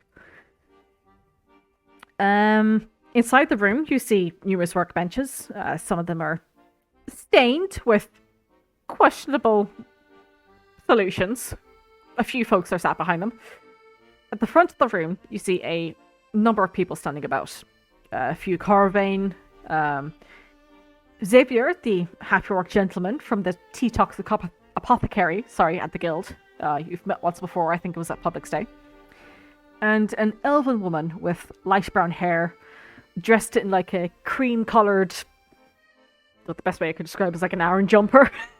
A cream-coloured Aran jumper, but she has like studded leather armour over it, and the sleeves just billow slightly. Please gather round. I am Professor Aurelia Laris, Professor of Alchemy here at the Arcane Academy. Hi, Professor. Hello, students. Our ancient study is based on the key fact that one cannot create something from nothing. And when formulating our concoctions and our mechanisms, we often take inspiration from the natural and arcane world, its flora and its fauna. Hence, we are delighted to have you here with us today to learn how to harvest their resources to do with as you please, whether to sell on or to bring to us to turn into something more. I recognize many of you are here from the Venators and the Adventurers Guild, who we often ally ourselves with to turn such trophies of your hunt into something that can be used again and again. To begin with, I'd like to introduce you to the various tools that will prove vital in achieving a productive harvest. Professor Laris begins to explain the various pieces of equipment that is placed before you, Rook. Numerous different spades, knives, pikes, forks, skinning blades, bone saws, and eyeball scoopers, for lack of a better word. That will also be granted to you at the end of the course for your attendance. Soon the Vayne and the other helpers begin to walk around the room carrying what looks to be like these large clumps of wet clay before plunking it down before each of you. These are rose-haw caskets found within the deep earth of subterranean valleys. Your task today will be to clear away the earth, expose the thorny cages that cluster around the bulb, and extract the deep rose-haw from within them. But be careful. These plants become agitated and will strike at you with their thorny whips. Please let us know if you are struck so we can apply an antidote. Alright? Rook puts his hand up. Yes? Is it frowned upon for me to speak to the plant to tell it not to do it? Or should I do it the hard way? I would highly recommend the hard way. Okay, thank you. Yeah, the wet clump of soil is placed before you, Rook, and there's this like the tiniest little sprig of like purplish leaves sprouting up from the top. And as you just give it the once over, you see that pieces of, clumps of soil begin to fall as these trails of thorns begin to unfurl. And I start looking over my new tool set. Yep. Being like, okay, what's gonna work for this? Oh, that'll be so easy. That would make taking eyes out so easy. Why didn't I? Right, no, that's not the one. Eyeball scooper. Just the way it... Just right in behind. Crikey. How many eyeballs I've ruined, huh? Nudges guy beside me. Anyway. He has just gone ashen face watching you. Okay, I'll attempt to ascertain the correct tool to use and start carefully making my way through. Lovely stuff. After about 4 classes of dissecting through various carcasses and extracting oils and fruits from various different plants, Rook, you're given a quick rundown on the means of storing such products. Some products require very little special consideration for storage, whereas others must be dried or are in need of additional preparations to conserve them. Spells can be used to halt the decay of certain products, either through white necromancy or evocation spells that induce cold. Some prefer to keep such produce in bags of holding. However, these can have increased risk of spoiling due to the contamination from the other non-produce items within. I don't know about you, but I don't fancy having basilisk gullet glands getting mixed up with my rations. True. Instead, we have worked alongside the Venators to create bags of calding, which have an increased capacity, antiseptic properties which keeps produce from spoiling, and maintains them in a state as close as they were at time of harvesting. If this is something that you are interested in, I must mention that they are quite pricey. However, if you have backing from the Venators or from the Adventurers Guild, we can arrange for them to subsidize some of the cost. What if you have backing from both? Well, lucky you. Oh. On your last weekday, Rook, you head back with Kato to the Warriors Arena in the morning. On arriving at the arena, you both are directed down into the lower floors beneath the training grounds. Kato, you are hauled back off with mincemeat to eat more wriggly soup and endure the cold. I think, like, just before they split off, whether it'll help or hinder Kato, Rook is going into detail about the fun little spiked hook he now has that can get right up the brainstem. Oh my god! Oh my god. Don't even need to break the skull, it's amazing. Enjoy your wriggly soup! And Rook, you are directed towards the Wow.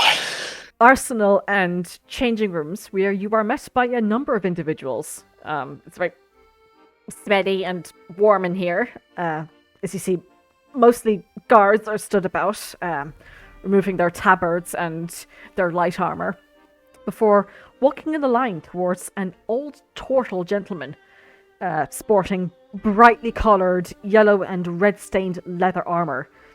Bit counterproductive, but... Rook is incredibly confused. And you see that he is handing out different kinds of armor from this humongous, just heaping bag. Line up! You'll all get your armor soon. If you have a particular preference, please let me know as soon as it is your turn. You stand in queue, and one by one you see different kinds of medium-style armor that are introduced to the different patrons. And you there, sir? Is there anything particular you would like?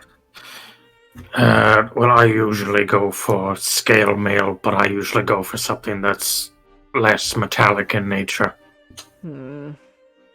If we need to drop that down to like a high, as long as it's medium armor, it doesn't really matter. Indeed. You don't want to go against the reasons of the course? Well, exactly. If you have hide, I can do hide. I certainly do. And he reaches down into the bag and he pulls out a rather interesting set of hide armor. It is white furred, but you pull back the fur a little bit and you see that the hide itself is black.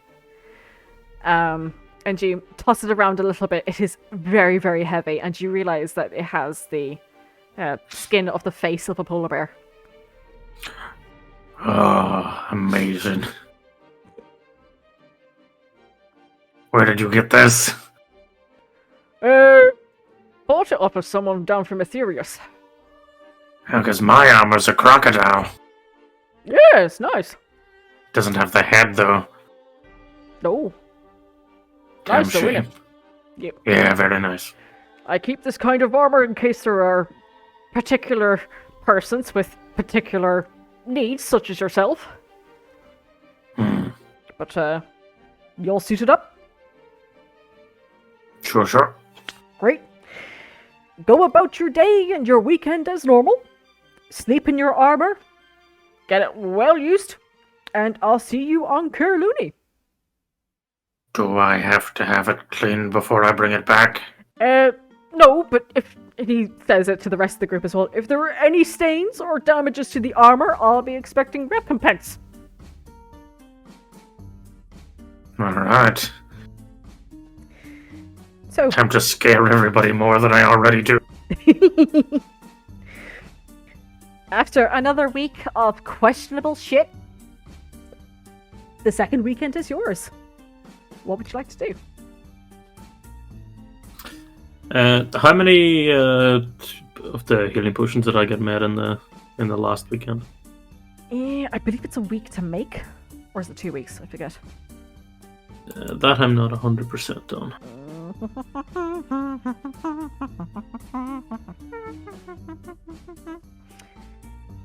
Beep, beep, beep, beep, beep, beep.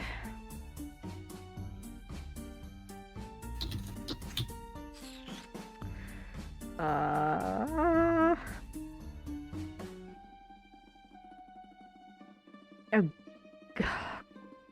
God's sake, Xanathas. Yeah, we can come back to it. Yeah, we'll come back to it again.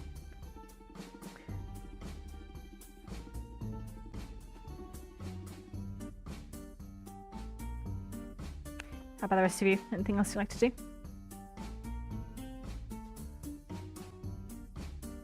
I thought you were just doing Rook's weekend. No, all of your weekend. Oh, cool. I mean, other than more of the same, really. Alrighty. Vayne would go to the library and read up on ways of slowing plant growth,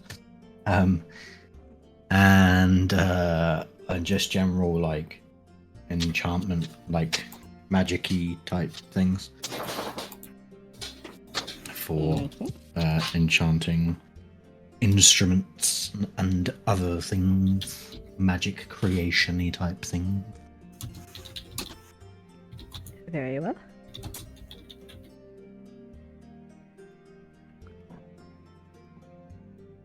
And Kato, much of the same. Yeah, pretty much. Kato doing 2 full weekends of looking at slavery.